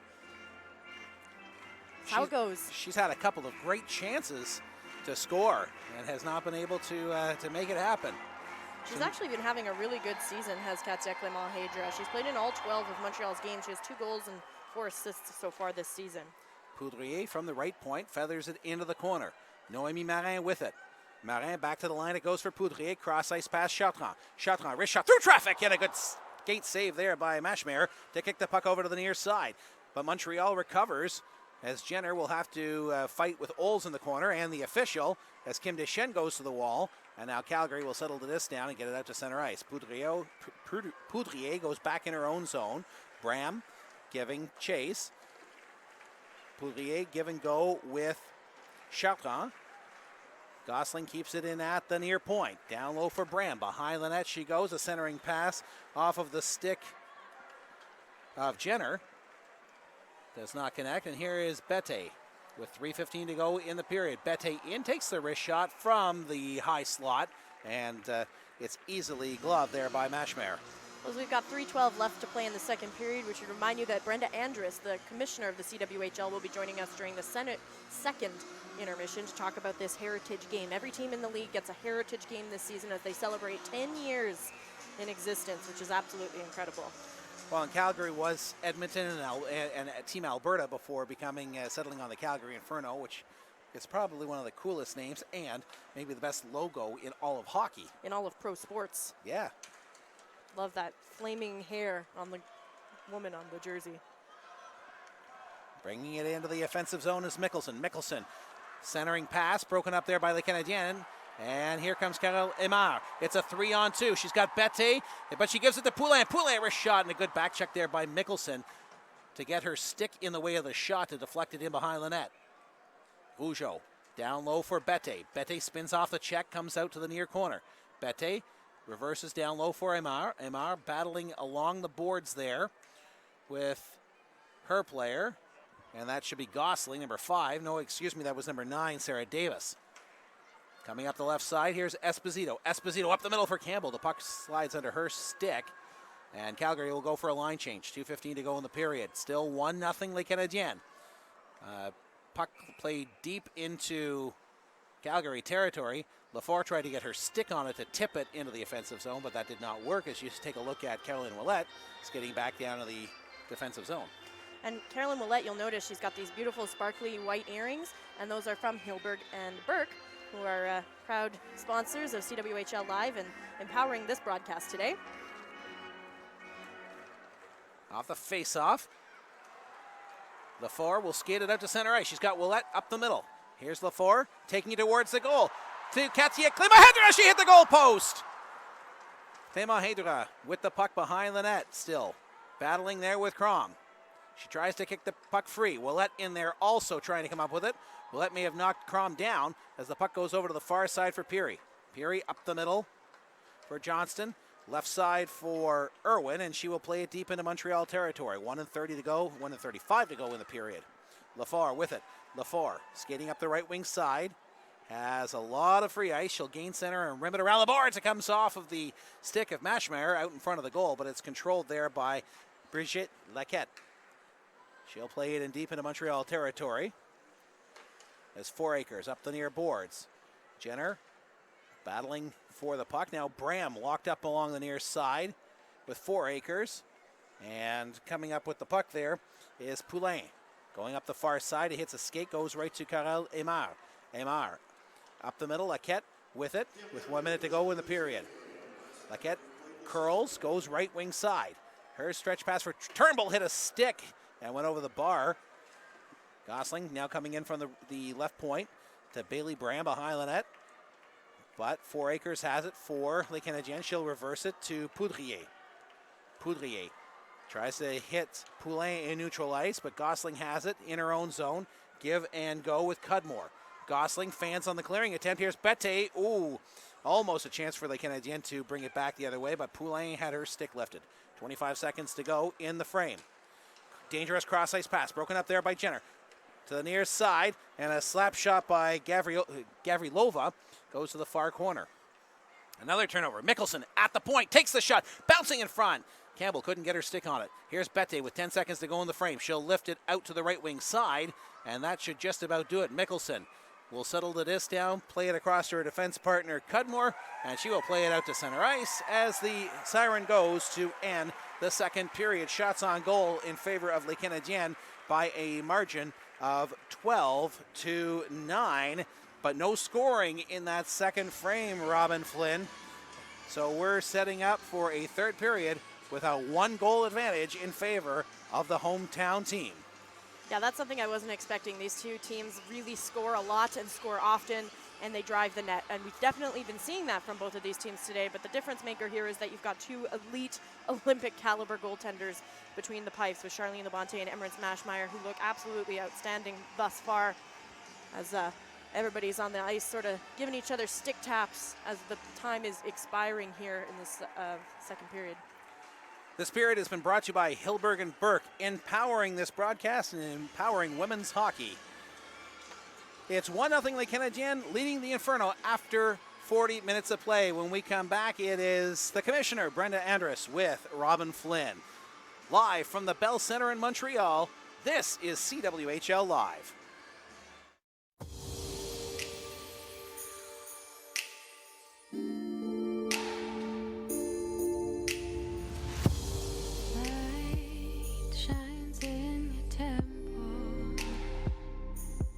Breaking through, you're breaking through. We got this love affair, not the truth we've come to dare. Change is Christmas in the air, so try something new.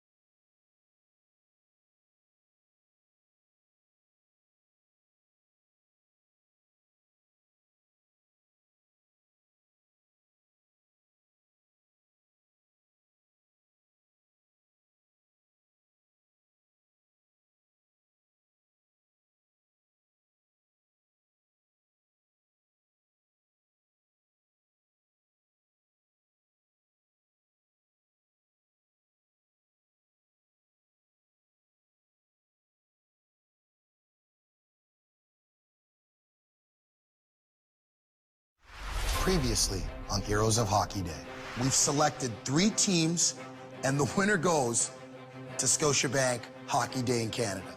You girls gotta know, this competition is going to be tough. There's this team from Burlington. One in Calgary. And then there's one more. All right, you guys ready? Let's do this. 1, 2, 3, jump!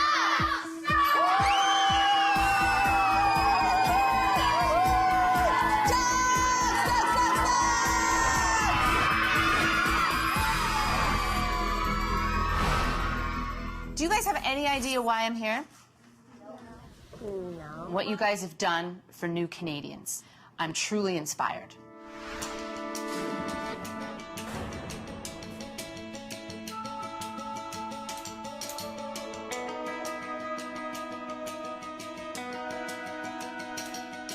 There's a lot of barriers for newcomer kids to meet Canadian-born children. We were thinking, how could we make it better for them? So we thought we'd kind of try to break the ice. Can you push as hard as you can down on your leg? This will be our third year doing the new Canadian skate. They see other kids who want to experience skating for the first time. Here, just try and go slow. You're doing great right now, actually. At the skate, you would see our kids out teaching new Canadians how to skate. Good job, wow. So we leave as much of that as possible up to the kids. It's not just about the skating, it's get to know them. Yeah, I met some friends here. Yeah, they're really nice. They're really helpful, you know? You guys need some help? I don't think we've got a response to anything we've ever done quite like we have for the new Canadian skate. We do food drives and we do toy drives at Christmas. This is something that hits a little bit deeper in the heart. It talks to the entire community. I think they're showing the best, not of just Canada, but of who they are as well.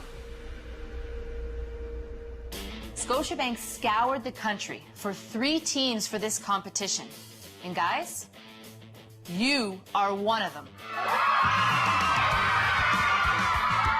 I'm gonna be here to mentor you, coach you, and we're gonna do this together as a team. And you know what? We got some tough competition. We're gonna make you work hard. You're gonna have to dig deeper than you ever have before. No, come on. Are you ready for this? Yes! Do you believe in me? 1, 2, 3, down!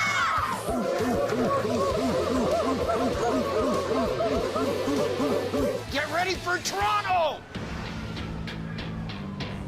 I'm feeling a bit anxious, not knowing what's gonna happen.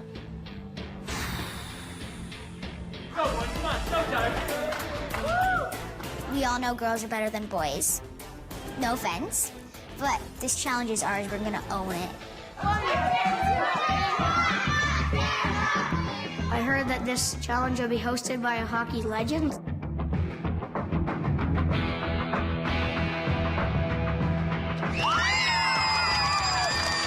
Hey everyone, I'm going to be your host.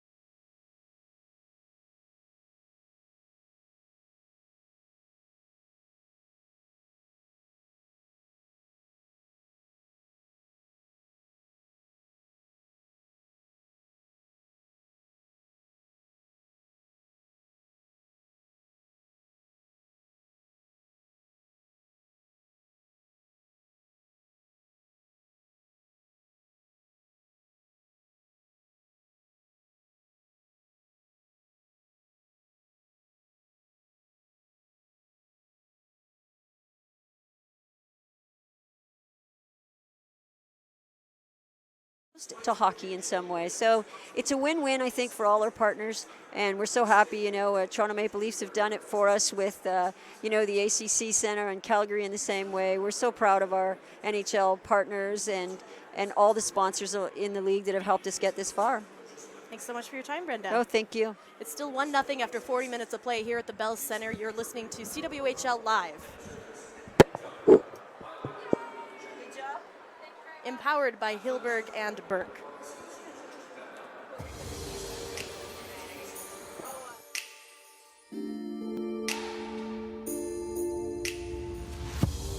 Light shines in your temple. It's breaking through. You're breaking through. We got this love affair. Not the truth we've come to dare. Change is Christmas in the air. So try something new.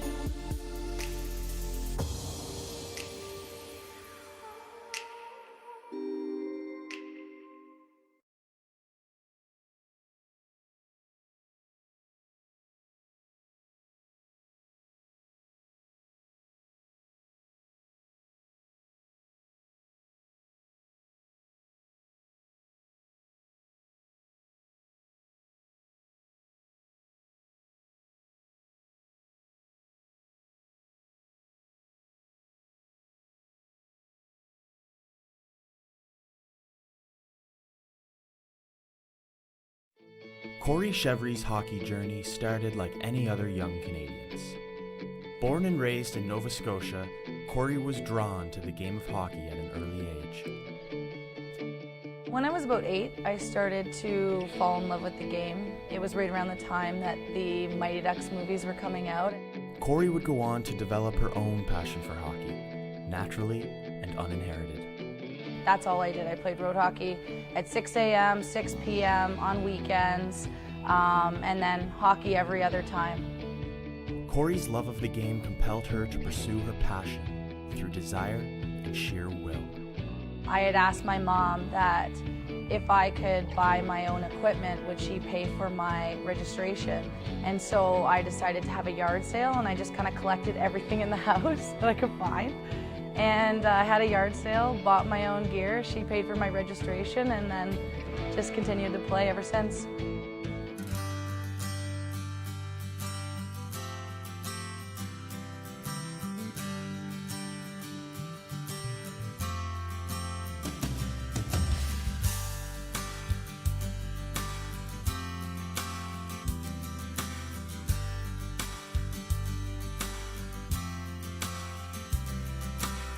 After 4 seasons at St. Mary's University, Corey would go on to sign her first professional contract with the Toronto Furies.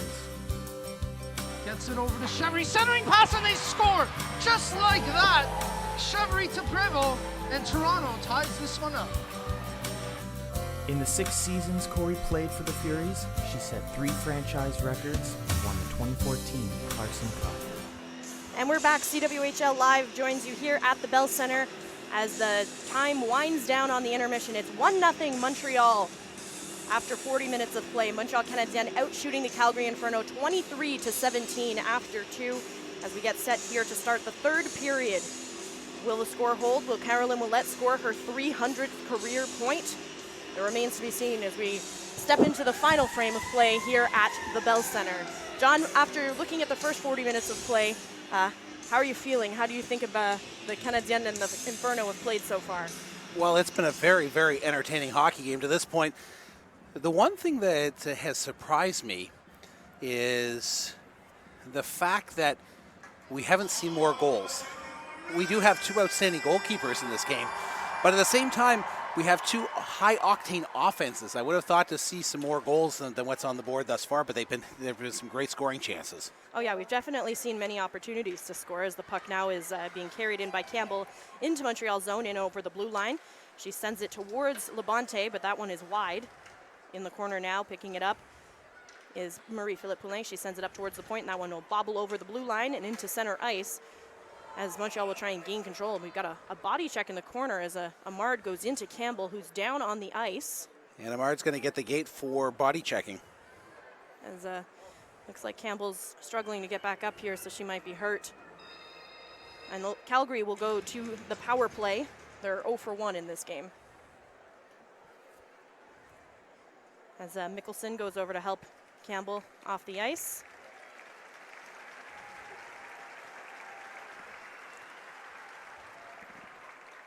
Never let it be said that women's hockey is not physical. Well, that's a misnomer, right? There's a lot of people who say, well, there's no contact. No. There's no body checking. Body checking is not permitted, but it is a physical sport. It's a physical game, and there is physical contact throughout the entire contest.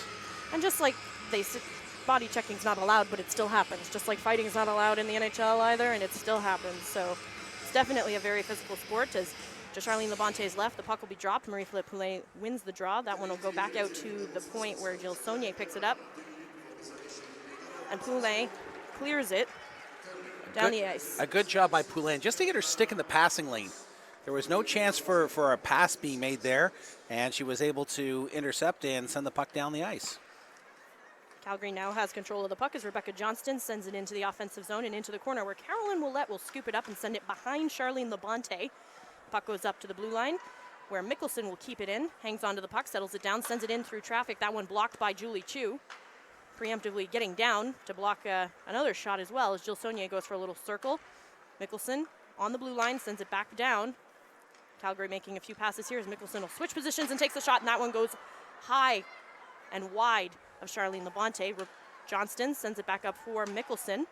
Mickelson goes to retrieve the puck along the board, sends it into the corner where the Canadiennes are ready to retrieve the puck. Chu slamming into the corner there, Jill Saunier. Poulin goes into the corner to retrieve the puck. She hangs on to it where Rougeau will pick it up, send it behind Charlene Labonte for Chu. Chu back into the corner. Poulin picking it up along the boards and clears it. An attempt to clear it, I should say, as Calgary will settle it along the blue line. Poulin just can't seem to get the puck out of the center ice area.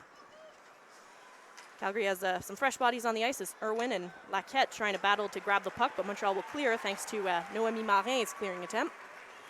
And Marin just came over the boards, so a fresh set of legs there, and that may have been why she was able to get into the right place to play the puck down the ice. Blair Turnbull in the corner trying to pick up the puck. She's got several Canadiennes on her 6. As Bete sends the puck up towards the blue line, doesn't quite make it over. A shot from Laquette is blocked before it could get to Charlene Labonte. In the corner now is Poudrier on her knees to clear the puck, and she does manage to get out to center ice where Anne-Sophie Bete has it. 2-on-1, Bete 3-on-1 with Carol Amard. Takes it in front as everybody goes into Emirates Mashmeyer, and the net comes off. Yeah, I'm not sure how Marin ended up blowing a tire going towards the goal and ending up in the cage with the Calgary goaltender, Emirates Mashmeyer. We'll get a good look at it here. So Marin goes towards the goal. There it is. She got her right foot kicked out from underneath her as Laquette went down across to block the pass, and then Marin ended up, especially the fact that this is a freshly resurfaced ice and that very little time had been spent in the Calgary zone to this point because of the fact that they were on the power play. Bowling for goalies here at the Bell Center this afternoon. And as a result of that, the faceoff comes back out into neutral ice. Calgary now has possession of the puck, sends it up for Mickelson. She sends it forward for Davis. Up through center ice territory, picking up the puck now is Campbell. Good to see her back out on the ice. She goes in to take a shot on Labonte, who's also knocked into her net. That could have been a roughing penalty. She got a bit of a punch out on Labonte after getting the shot away. In the corner now is Bailey Bram, sends it out. And that one is picked up by Rougeau, sends it up for Kim Deschênes, or Carly Hill, I should say. Sophie Bro back for Carly Hill in the corner to the right of Labonte. Skating up through center ice now, Kim Deschênes will send it into Calgary territory as we'll get some fresh bodies on the ice. Marie-Philippe Poulin, a little shoving contest with Megan Mickelson as Calgary settles down on the puck and tries to carry it back into Montreal territory. We're awaiting Julie Chu, does everything she can to stop them from doing that. Puck now Going through center ice, Calgary gets it again. Marie-Philippe Poulin and Anne-Sophie Bété going forward. Poulin to the left of Emerence Mashmeyer. Can't get the shot off. It goes in the crease anyway. She goes to pick up the rebound, and Emerence Mashmeyer stops the play. And we're still 1-0 with 16:18 left to go in the third period. Mashmeyer could be the first star of this hockey game so far. She has made some incredible saves twice on Poulin in tight. On that last play, you'll see there's Poulin on the first shot, and then she comes out the backside as the puck is rolling, and then she is able to sweep the second shot into the glove of the netminder for Calgary. Good second effort there by the captain for Les Canadiennes. As Jenner and Willette take the draw, Willette wins it, sends it back up for Julie Chu, who isn't able to keep it in at the point. Through center ice now, picking up the puck. We're going back into Calgary's zone as we see Montreal entering. Now, Carolyn Willette has control of the puck. She goes in towards Mashmeyer around the net and sends it out front for Julie Chu, who thought she had that one. A little give and go there. As in the corner, Jenner just goes down hard after colliding with Julie Chu. Sarah Lafour has possession of the puck. She sends it to Carolyn Willette, who takes the shot, and that one goes wide of Mashmeyer. Willette along the boards loses control of the puck as that one is handed over to Calgary. Brianne Jenner settles the puck down, but that one will be ruled offside. Saulnier just could not get back out. She was locked up at the blue line. She may have actually thought that she was straddling the line because she wasn't really moving to try and get out into neutral ice. So with 15:34 to go in the third period, the Canadiens still holding on to that, nursing that 1-0 lead on the goal by Poulin back at the 11:52 mark of the hockey game, or the first period actually. Kathy Chartrand sends it back for Kim Deschênes. She leaves it off for Noémie Marin. Puck bobbles up. Marin tries to settle it. That one will be grabbed by Warren. Kathy Chartrand skating through center ice. Sends it up into the Calgary zone where Noémie Marin skates ahead towards Mashmeyer, who clears it off to the left. Battle along the boards as Montreal tries to pick up the puck. Leslie Oles has it, sends it in front, but there's no one there to take the shot. Skating out now is Warren. She sends it up for Turnbull, who loses the puck, and a little fight there with Charlene Labonte. Behind the net now is Poudrier. She sends it up towards the blue line where Kim Deschênes picks it up, skates through neutral territory, takes the wide shot on Mashmeyer, as the Canadiens will go for a line change, get some fresh bodies on the ice. Carly Hill has it at center ice, dumps it into the Calgary zone. That one goes behind Mashmeyer and into the corner where Carol Lamard is waiting with Marie-Philippe Poulin. Poulin isn't able to get the puck off of Bailey Bram. She sends it forward. Calgary now getting a good chance in. And Haley Irwin, fans on the shot as we've got a collision here. They're going to call Bété for hooking on an outstanding back check and stick check. We'll see the replay in just a moment here, but I thought that Bété just lifted the stick up. She may have got her stick across the body, as here it comes. Oh, yeah. That's a stick check. There is nothing wrong with that play. That looks like a hook. She lifted the stick. Lifted the stick, but then twice. she got the stick in around her. Well, but it just came up. I don't necessarily agree with that call, but that's why I'm up in the booth and not calling the game down on the ice. So Bété goes to the box. Calgary 0 for 2 on the power play so far in the hockey game. Carolyn Willette will clear it all the way out past Mickelson and down into Calgary territory.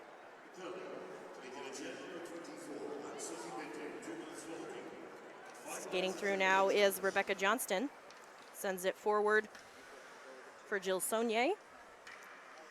Back to Mickelson. She takes the shot, and that one gets through, and Charlene Labonte gloves it and stops it. Mickelson had the right idea there. She had to lift the puck up and use Willette as the screen, but she may have risked the puck a little too high for it to be tippable in front of Labonte. Yeah, you'll see on the replay here as Charlene Labonte makes the glove save. She was able to see that. I think Esposito wasn't quite in front of her enough. But the play was to get the deflection on Esposito in front of the goal. In the corner now, Calgary battling with Marie-Philippe Poulin. Puck comes out to Mickelson at the point. She sends it forward, where Jill Saunier tumbles on top of Julie Chu. Canadiens gain possession from behind the net, and they'll dump it out to neutral territory where Megan Mickelson will pick up the puck. 1:09 left to go in the penalty to Anne-Sophie Bété. Charlene Labonte behind the net dumps it off for Julie Chu, who will also clear it out to center. So despite this being Calgary's second power play of the period, according to the shot clock, they have yet to register a shot on goal in this period. Well, we know there Labonte we made go. at least one save, so. Now it's 2. Behind the net, Carly Hill sends it into the corner. She gets her stick on it. A battle in the corner with Hill and Marin and Irwin and Turnbull. As they all jam at it, Turnbull tries to get her stick on it to get the puck loose. As the fans start chanting and cheering on Les Canadiennes here at the Bell Center. Noémie Marin will send it out. Laquette will go to retrieve it. On her 6 is Carol Amard. 12 seconds to go in the penalty to Anne-Sophie Bété, who's ready to come out of the box. Haley Irwin sends it forward where the Canadiens are able to pick it up and clear it out. Jackie Perry sends it forward and into Canadien territory where Charlene Labonte will calm the puck down, send it back for Carly Hill, who drops it off for Kathy Chartrand, sending it forward and clearing the zone. Anne-Sophie Bété back on the ice. Sarah Lafleur has it now. She skates into Calgary territory, tries to get the shot off, can't do it, and then she takes another attempt as the puck is still loose. And now it's settled down by Maschmeyer. Earlier, we had a quick whistle, and in that particular case, I was wondering why it took so long for the play to be halted. It appeared that Maschmeyer had the puck for several seconds before the whistle went, as the Canadiens kept trying to pick the puck free. Carolyn Ouellette wins the face-off, where Sarah Lafleur goes into the corner to pick up the puck. She sends it back for Carolyn Ouellette at the circle. She takes the shot, isn't able to get it through, as that one is blocked by Mickelson, who rubs Caro along the boards. Katia Clement-Hedra comes in to help out. Some bumping along there as Sarah Lafleur gets the puck. Carolyn Ouellette has it now. She's at the circle. She loses control of it, tries to get her stick back on it. She's got Mickelson going hard on her as the puck is back along the boards where Irwin, and Lafleur is the one that comes free with it. She sends it forward for Poudrier. Poudrier takes the shot, and that one trickles through the crease just wide, stick side. Bro sends it up for Poudrier at the point. Montreal skating in. Behind Maschmeyer goes Poudrier, tries to drop it in front for Katia Clement-Hedra, but Calgary manages to clear their zone and skate back in. It's a 2-on-1. Jessica Campbell doesn't manage to get a shot off there. Bailey Bram in the corner, along with Campbell. Noémie Marin skates behind the net to retrieve the puck. Ooh, a punishing collision with Brianne Jenner. And no call on the play. You can tell the crowd really wanted one there. Puck goes back up. Shot stopped by Charlene Labonte on a beautiful attempt from Jill Saunier. Charlie just may have made the play of the game. What an outstanding glove save. In tight, the quick backhander going top shelf, and as she's going down in the butterfly, she snares out the left mitt. Take a look at this, folks. What a great stop. Yeah, that one was going top corner were it not for Charlene Labonte. And kind of Carey priced it at the end of it. Oh, look what I got. A little extra mustard never hurt anyone. As the puck is now in neutral territory where Carol Amard will pick it up and send it forward for Anne-Sophie Bété, who skates forward. She's got Marie-Philippe Poulain with her. Gosling behind, loses control of the puck to Poulain. It's bouncing in front. Julie Chu fires it into the corner. Anne-Sophie Bété picks it up, sends it behind. Carol Amard will skate towards it. She's got Gosling on her flank. Bété now down the middle. She sends it to Poulain, and an outstanding save from Emrance Maschmeyer, denying Marie-Philippe Poulain, who just cannot believe what she just saw. 3 times now she has been stymied. She scored once in the first period, but she has had 3 outstanding chances in tight, and she just put her hand on her hip going, really? Did you just do this? What a great chance. Good pass from the left side by Bété over to Poulain on her forehand. Laquette didn't see her, and once again Maschmeyer comes up with an outstanding stop. This is turning into a goaltender's duel here between Labonte and Maschmeyer. Calgary manages to clear their zone as Rougeau will skate back. She's got Turnbull coming in after her. Katia Clement-Hedra behind Charlene Labonte. Sends the puck into the corner where it is picked up by Calgary. In the corner now is Bailey Bram. She's trying to lose Julie Chu. Some bumping and grinding it along the boards this afternoon, John. There has been a lot of physicality along the walls, that's for certain, Robin, but then we've seen a couple of open ice hits. One that has been called for body checking, and another that has not. As icing is called. If you go back a few minutes ago, there was the big hit in behind the Canadiennes goal that I would have thought was going to be a body checking call, but it was incidental contact. It wasn't somebody actually going to put a check. It was two players turning into each other. So a reminder, folks, that if you're here in Montreal, that you can go to, you can see the second game of this weekend set tomorrow afternoon at the Centre Étienne Desmarteaux. There's a 1:30 puck drop between Les Canadiennes and the Inferno to wrap up this weekend in the CWHL in Montreal. And I'll be there, so come say hi. In the corner now, Rougeau gains control of it, sends it up for Lafleur, who skates it out of Canadienne territory through neutral ice, and up for Ouellette, who loses her stick on it, but still manages to get it into the offensive zone, and she'll skate off as some new bodies come on. Campbell now sends it up forward for Gavrilova. Gavrilova takes the shot to try and get it tipped in by Jessica Campbell, who isn't able to do so. Or Sarah Davis, I should say, sorry. Leslie Oles takes the shot, that one turned away by Emrance Mashmeyer. Kathy Chartrand sends it back for Carly Hill. She rockets it towards the goal, and it is stopped by Emrance Mashmeyer. So what has happened throughout this game is that when there's been quick transition and a lot of north-south play, it has been to the advantage of Les Canadiennes. When it's been a little bit of a slower, more methodical. Thank you. That is the word I was looking for. Methodical. You're welcome. Methodical approach. What has happened is you've seen Calgary creating scoring chances. They still use their speed once they get into the offensive zone, but it's a little bit slower on the attack. On that last particular rush for Les Canadiennes, a great scoring chance comes out of the quick transition through neutral ice.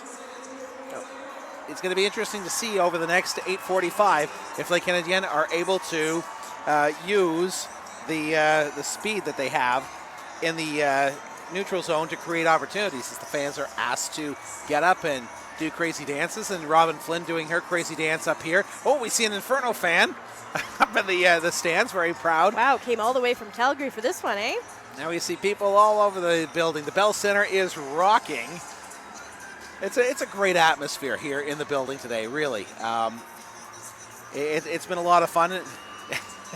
Some of the signs are really creative. Yes, and right here we see Anthem, the ref. We love the refs, and actually when the officials were introduced at the beginning of the game, there was a resounding cheer for them, which does not surprise me, because we end up with, everybody wanting to see their fans and their friends out here, and I'm pretty sure that we have a winner on the right-hand side. I'm just going to suggest that. Oh yeah, she's my pick for fan of the game easily. And she's won tickets to tomorrow's game. At Étienne Desmarteaux in Rosemont. Free parking, by the way. Don't remind me about that. As Bate sends it behind now, where Poudrier goes into the corner to pick it up. Marie-Philippe Poulain leaves it back for Anne-Sophie Bete. Calgary has control of the puck, and they'll try and clear it out of their zone. Carol Lamar just slips there. Jill Saunier now skating into the Montreal territory. Kathy Chartrand leaves it off for Poulain. Bete helps, and Emard at the point tries to get it free. She's got Rebecca Johnston there. Poudrier now manages to get it out. Emard has to skate. It's a race here, as Mickelson will go back, and that's icing.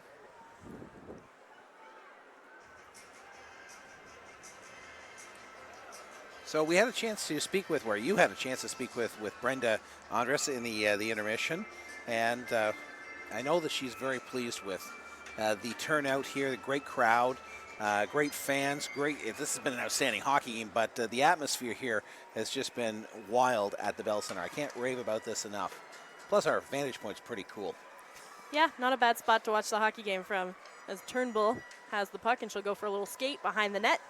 Comes up towards the dot, sends it up to the point. Laquette has it on the blue line, tries to get the shot through traffic, isn't able to do so.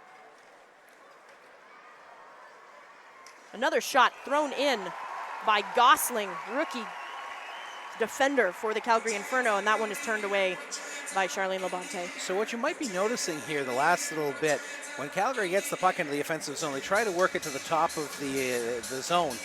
and they're trying to get screens in front of the net, get sticks in front, because they know they haven't had they have not had success today when they've had clear shots on Charlene Labonte. So they're trying to clog up the slot and get sticks in the way to try and get a redirect or get Charlie going the wrong way, and the puck ending up in the back of the cage here late in the game. Oh, as Jill Saunier tries to get a shot in on Labonte, but that one is knocked up, I think, with the butt end of her stick there. As Willette now goes skating into the offensive zone, curls into the corner, and she collides with Haley Irwin. Blair Turnbull will skate it out towards the Canadienne bench, back through center ice now, where Clément Hedra sends it forward. Gosling sends it back for Laquette, sends it up for Sarah Davis, who will skate into Canadienne territory, takes the shot, that one turned away with the stick of Labonte. Coming up the corner now is Noémie Marin into the offensive zone. She dumps it into the corner, gets tangled up.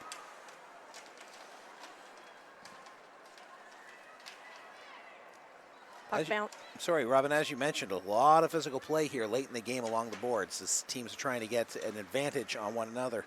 As you remember, the last time these two teams faced off, it was the Clarkson Cup final. And it wasn't pretty. Well, it depends if you're an Inferno fan or a Canadienne fan. But even the result, it wasn't a great game. This is an outstanding hockey game. If the score was 2-1 Calgary, and it could easily be, this has been just a whale of a hockey game. Poudrier goes behind her own net to retrieve the puck and sends it back for Kathy Chartrand.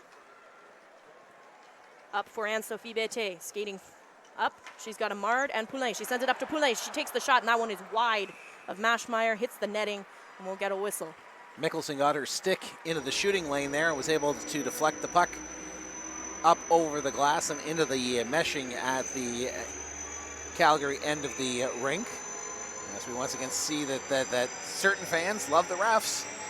Could they possibly be friends and family of the officials on the ice this evening? I would suggest that would be the case.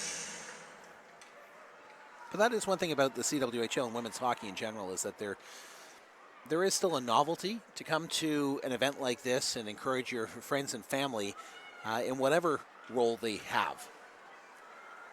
As Bailey Bram has control of the puck now, she sends it forward for Turnbull. And that one is knocked away by Labonte. Poulet now in the corner, falls down onto her knees, but still manages to maintain possession. Now Poudrier will pick it up, and she sends it forward for Amard, who skates it out of the zone with ease through neutral territory. She'll dump it in as Les Canadiennes go for a line change, and Calgary retrieves the puck behind Maschmeyer. Jill Saunier skating up forward through the territory. She can't get it into the Canadienne zone. The Canadienne will reset. Rougeau sends it forward and dumps it in where Katya Clément-Hedra goes to retrieve it. She's at the circle. She goes forward. In the slot is Willette! And that one is wide, just shy of her 300th CWHL point. And that would have been a highlight reel goal. As a puck, trickles through the crease there. Julie Chu goes into the corner, trying to get the puck from Rebecca Johnston.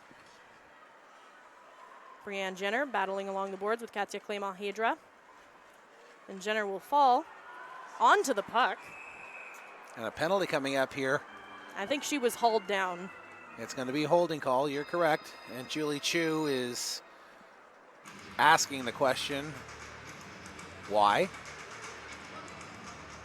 And on the replay, I can see why she's asking the question why she's getting the penalty, because what actually happened was the Calgary player got caught up in the skates of Katya Clément-Hedra, and that's why she fell, but Julie Chu gets the gate. So Calgary 0 for 3 on the power play, goes back to the advantage here with 4:35 to go in the third period. It's a tight game. But Calgary's only had 2 shots in their last 2 power plays. Blair Turnbull has it now in the corner. She's got Bate and Deschênes on her as the puck gets jammed up along the boards. Comes free for Laquette. She sends it up for Gosling. Gosling takes the shot, and Labonte falls down on the puck to stop it from crossing the goal line. Still 1-0 with 4:16 left to play in the third period. Big stop there by Charlie. Gosling with the shot, and again, sticks down in front, trying to go for the redirect in front of the goal, as that was Gavrilova. And again, Calgary, you're starting to see more and more their shots coming from the point, getting traffic in front, trying to get a redirect to beat Labonte, because on the rushes, she's been very good today.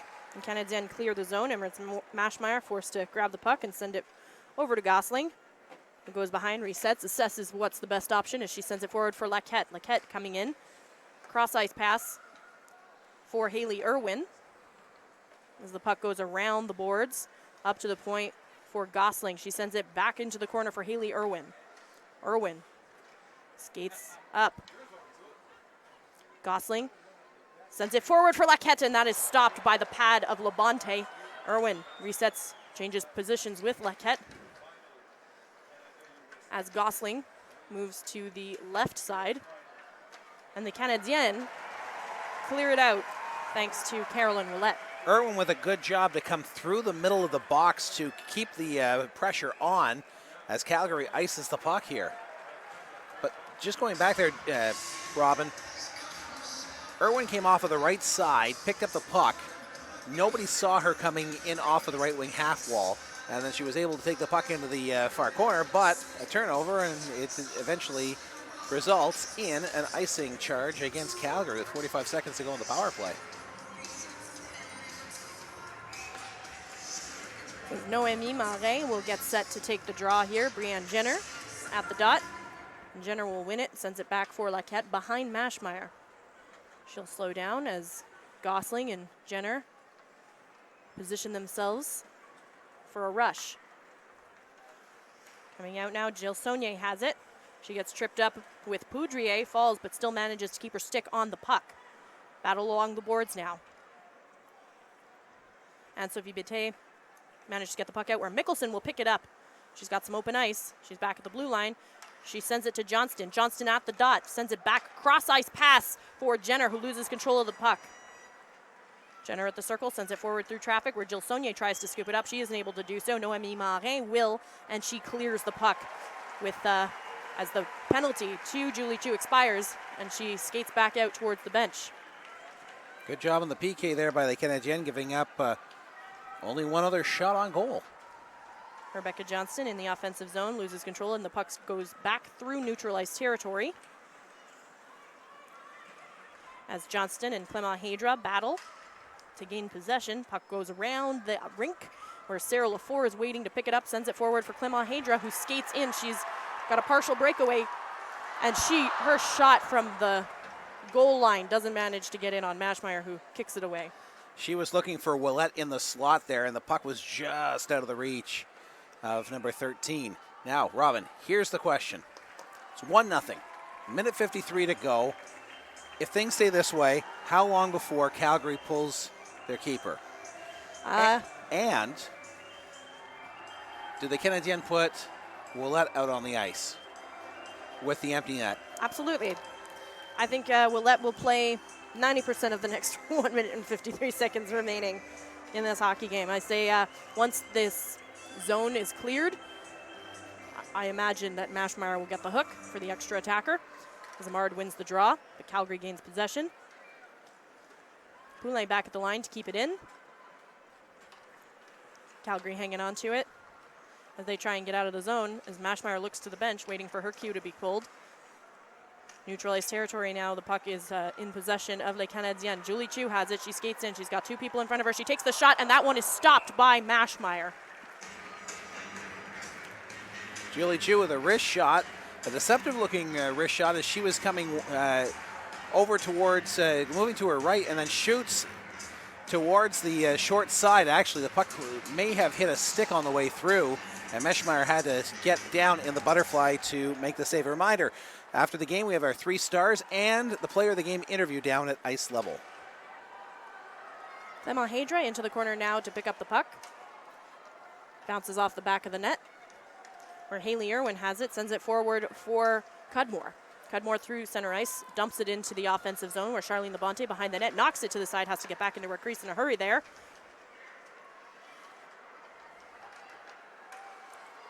Some traffic in front as the body's trying to get something on Labonte here as time is expiring in the third period. 1-0 Montreal with 50 seconds to go. Back to the point where Cudmore has it. She sends it forward Empty net for the Calgary Inferno. They have the extra attacker on the ice, behind the net now. Jill Saunier grabs control of the puck. The Canadiennes will grab it. Lauriane Rougeau has it. She skates through center ice area and isn't able to keep her stick on it to get it forward, as we'll get a line change. And on Caro watch, Ouellette is no longer on the ice. Oh, and an icing call, or an offside call, excuse me, against Calgary. Good job by Chaperon to force the offside, coming straight across the blue line, taking away the skating lane.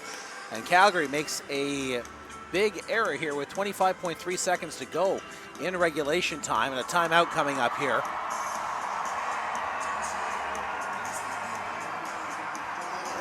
It's a raucous building. As we see a scarf that says, le hockey, c'est aussi pour les filles. Hockey is also for girls, not a man's sport. It's a sport for everyone. As we take a look at the bench of Les Canadiennes. Head coach Danny Brunet no doubt has a game plan in mind. And Liz Breton, Lebreur on the right of your screen, one of the co-founders of the CWHL. She would have been up in the alumni section today had she not been on the bench. As the fans rise to their feet here at the Bell Center in Montreal, making noise. As we mentioned just a moment ago, there will be the three-star selection immediately following the game. Michel Lacroix will announce that for us, and then we will have a player of the game interview down at ice level. And Ouellette is back on the ice, by the way, with the empty net for the Calgary Inferno. Draw comes just outside of Montreal territory. Poulin wins it, goes back into Montreal zone, where Rougeau sends it forward. Bette will skate up towards the puck. She's got an empty net. Caroline Ouellette is standing in front of the net, hoping to get that pass from Anne-Sophie Bette, but she isn't able to get it through. Calgary now coming in for a rush. Laquette into the offensive zone, but that one is offside as Julie Chu settles down the puck. It was offside by about 3 or 4 feet, and a bit of a slow whistle there. So 5.8 seconds left. And Calgary will, my assumption here is that you'll see them load up to the left side here, because there's no chance of moving anything on the near wing. They've got to be able to get a clean break into the offensive zone and a quick shot on goal to try and tie this game up with 5.8 seconds to go, as the officials are now over with the timekeepers to see whether or not they should be putting any time back on the clock. And we'll stay at 5.8 seconds. Well, Poulin wins the draw. That one goes back for Rougeau. She sends it forward through center ice as time expires here at the Bell Center. As the fans rise to their feet, Les Canadiennes de Montréal have won it 1-0 over the Calgary Inferno. A great afternoon of hockey here at the Bell Center in Montreal, and an outstanding 1-0 victory for Les Canadiennes. That will be their third consecutive shutout after beating Boston 5-0 and 10-0 last week. The only goal of the game, Marie-Philippe Poulin from Anne-Sophie Bette and Cathy Chartrand at 11:52 of period number 1. That was Poulin's 9th goal of the campaign. And it was also the game-winning goal, making it her 4th game winner on the season. This is only their 13th game, and she's responsible for 4 of those victories. Obviously not completely responsible, but yeah, when you're scoring the game winners, I mean, Marie-Philippe Poulin is the one that does it. And what actually is really nice is that they're playing Les Canadiens sont là, which is the one of the songs for the NHL Canadiens. Well, I saw Diane Bibeau, the organist who's here at all the Habs games, is here today, so she's the one that's been rocking the organ all afternoon. And then what was a tremendous hockey game, true goalies duel. I'd be shocked if Maschmeyer and Labonte aren't stars for this game. Oh, definitely. I think that you're looking at the 3 stars. I think Poulin will get the first star for the game-winning goal. Maschmeyer will probably get the 2nd star, and then the 3rd star. I'm just noticing some of these creative signs that fans have brought. I see one that says Poulin for Prime Minister. I'm sure a lot of Canadians wouldn't mind that. A lot of people in Quebec wouldn't mind that either.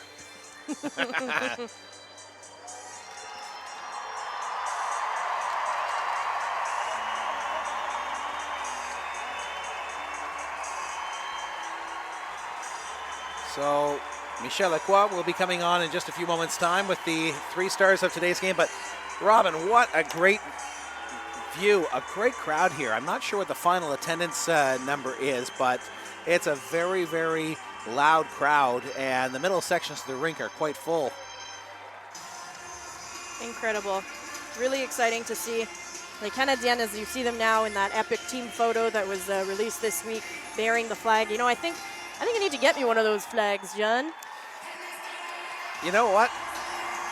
We could get a couple of car flags, couldn't we? As the Canadiennes come out and salute their faithful. That's what you hear with the crowd as the fans around the building are being saluted by each of the players in all the four corners.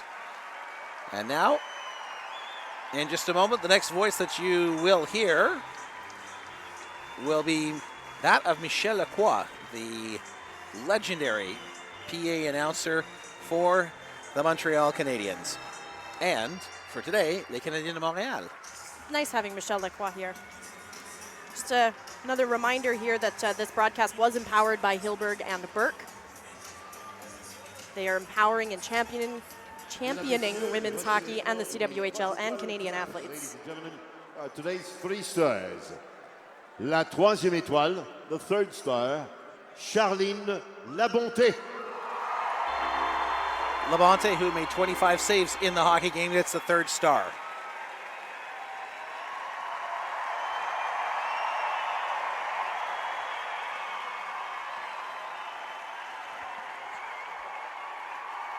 And there she is, the 3rd star, Charlie Labonte.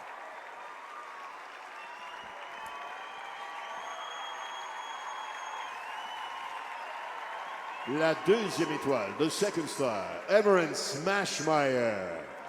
Well, we're 2 for 2 so far on the 3 stars. I think we're 3 for 3. As Mashmeyer now coming out onto the ice. Getting a little fist bump from Labonte first. And listen to the crowd here in Montreal. The fans enjoyed themselves here, that's for certain. And Mashmeyer was outstanding today, making 31 saves in a 1-0 loss. 4 of them. Et la première étoile, the 1st star, Marie-Philippe Poulin.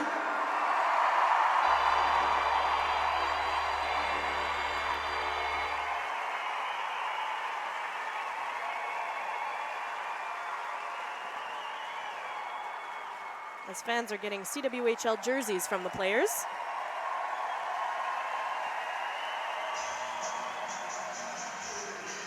And Poulet will skate off and be interviewed. So the interview will be in French most likely, and we will do a translation afterwards. Qui aura lieu demain, dimanche, le 11 décembre à 13h30 au centre Étienne Desmarteaux, à nouveau contre l'Inferno de Calgary. Ladies and gentlemen, thank you for coming to the Bell Center today. We hope to see you again tomorrow on Sunday, December 11th at 1:30 p.m. at Centre Étienne Desmarteaux when the Canadiennes will play against, once again, the Calgary Inferno. Encore une fois, merci et bon retour à la maison. Once again, thank you very much and have a safe ride home.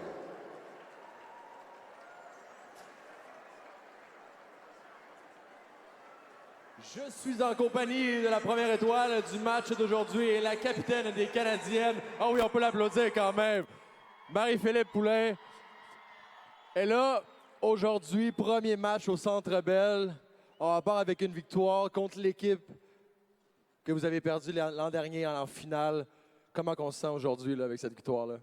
Très bien. Je pense qu'avec tous les fans qui sont venus aujourd'hui, je pense que ça nous a donné encore plus d'énergie. Il y avait beaucoup d'émotions sur la glace. Encore une fois, merci à vous tous qui êtes venus. Je pense qu'il y a un gros plus pour le hockey féminin ce soir. Ah oui, et là, vos 2 derniers matchs, des gains de 5-0, 10-0. Et là, aujourd'hui, est-ce qu'on voulait faire un 15-0? On voulait continuer avec cette lancée-là aujourd'hui? Non, je pense pas. Sachant en jouant contre Mashmeyer ce soir, on sait tous une très bonne goaleuse, elle a encore prouvé ce soir. Alors, on savait que ça allait être un match vraiment serré, puis on l'a prouvé, puis ça avait beaucoup d'émotions, beaucoup de joie, beaucoup de passion qu'il y avait sur la glace ce soir. Wow, félicitations encore. Et là, bonne chance pour le match de demain. On va vous souhaiter que la lancée continue comme ça et on va vous souhaiter une victoire pour demain. Merci beaucoup encore. Ça fait plaisir. Ouais, on peut l'applaudir quand même. Ah oui. So the first star of the game, Marie-Philippe Poulin there, being asked about the score lines. Canadiens have won some games, 5-0, 10-0. How come they weren't going for the 15-0 score? She said, well, you know, with Emerence Mashmeyer, you're definitely not going to get 15 past her. She's an excellent goalie.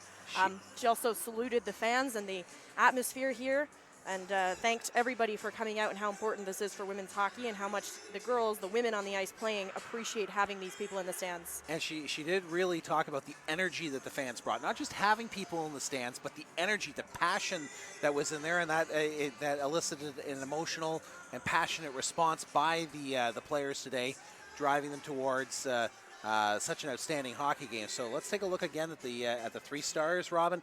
The 3rd star in tonight's game, Charlene Labonte with 22 saves. With the shutout, that's her 2nd shutout in her last 2 starts, as Catherine Aron had the 10-0 shutout last week.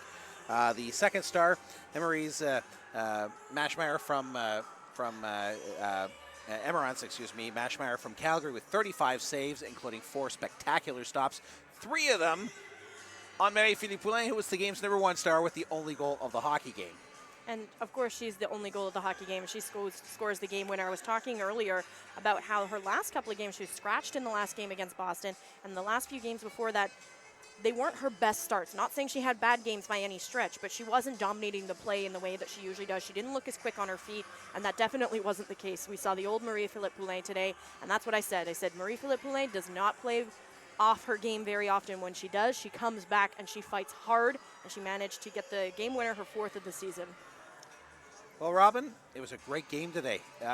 This might have been one of the best CWHL games that we've seen in Montreal ever, because we've seen some great games over the years, but this was just outstanding. There were highlight reel saves, end-to-end rushes, scoring chances, power plays. It was a great atmosphere here at the Bell Center this afternoon, and it was really our pleasure to bring it to all of our CWHL Live fans. Yeah, and we'll have to thank Hilberg and Burke, because they do empower all of our CWHL Live broadcasts, and you'll notice they're very, very snazzy earrings on all the girls. As Marie-Philippe Poulin was being interviewed afterwards, she has Hilberg and Burke earrings, as does Caroline Ouellette, who will go for her 300th point tomorrow at Etienne Desmarteaux at 1:30. I'll be there, and you should be too. And we'll be continuing coverage, Robin, on her shows on TSN Radio, as well as on CJAD here in Montreal. Great job all week long pumping up the games here. And, of course, you can catch CWHL Live every week on CWHLLive.com. And for up-to-date information, check out the CWHL website, thecwhl.ca. For John Bauer, I'm Robin Flynn. Thank you so much for joining us. This has been CWHL Live.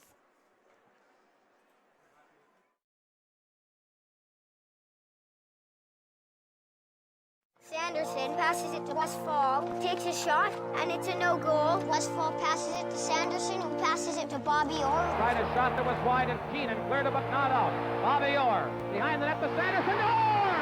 Bobby Orr! To the Boston Roar! Up the center, coming in as Lou. Newendijk center net. And that scores! Manny McDonald! 5-10 left to play in the second. Here's Lemieux. His center penalty coming out. Look at Lemieux! Oh my heavens! What a goal! What a move! Lemieux! Oh baby! Here's a shot. Henderson made a wild stab for it, fell. Here's another shot. Right by the score! Henderson has scored for Canada! And the crowd goes wild!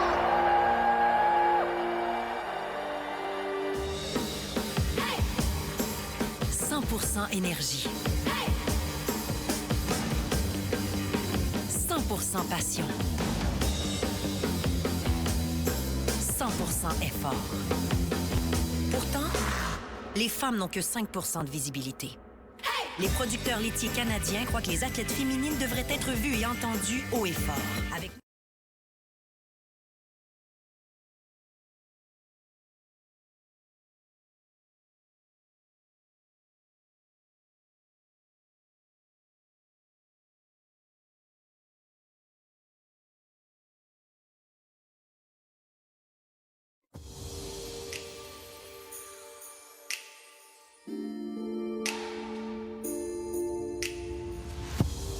Light shines in your temple.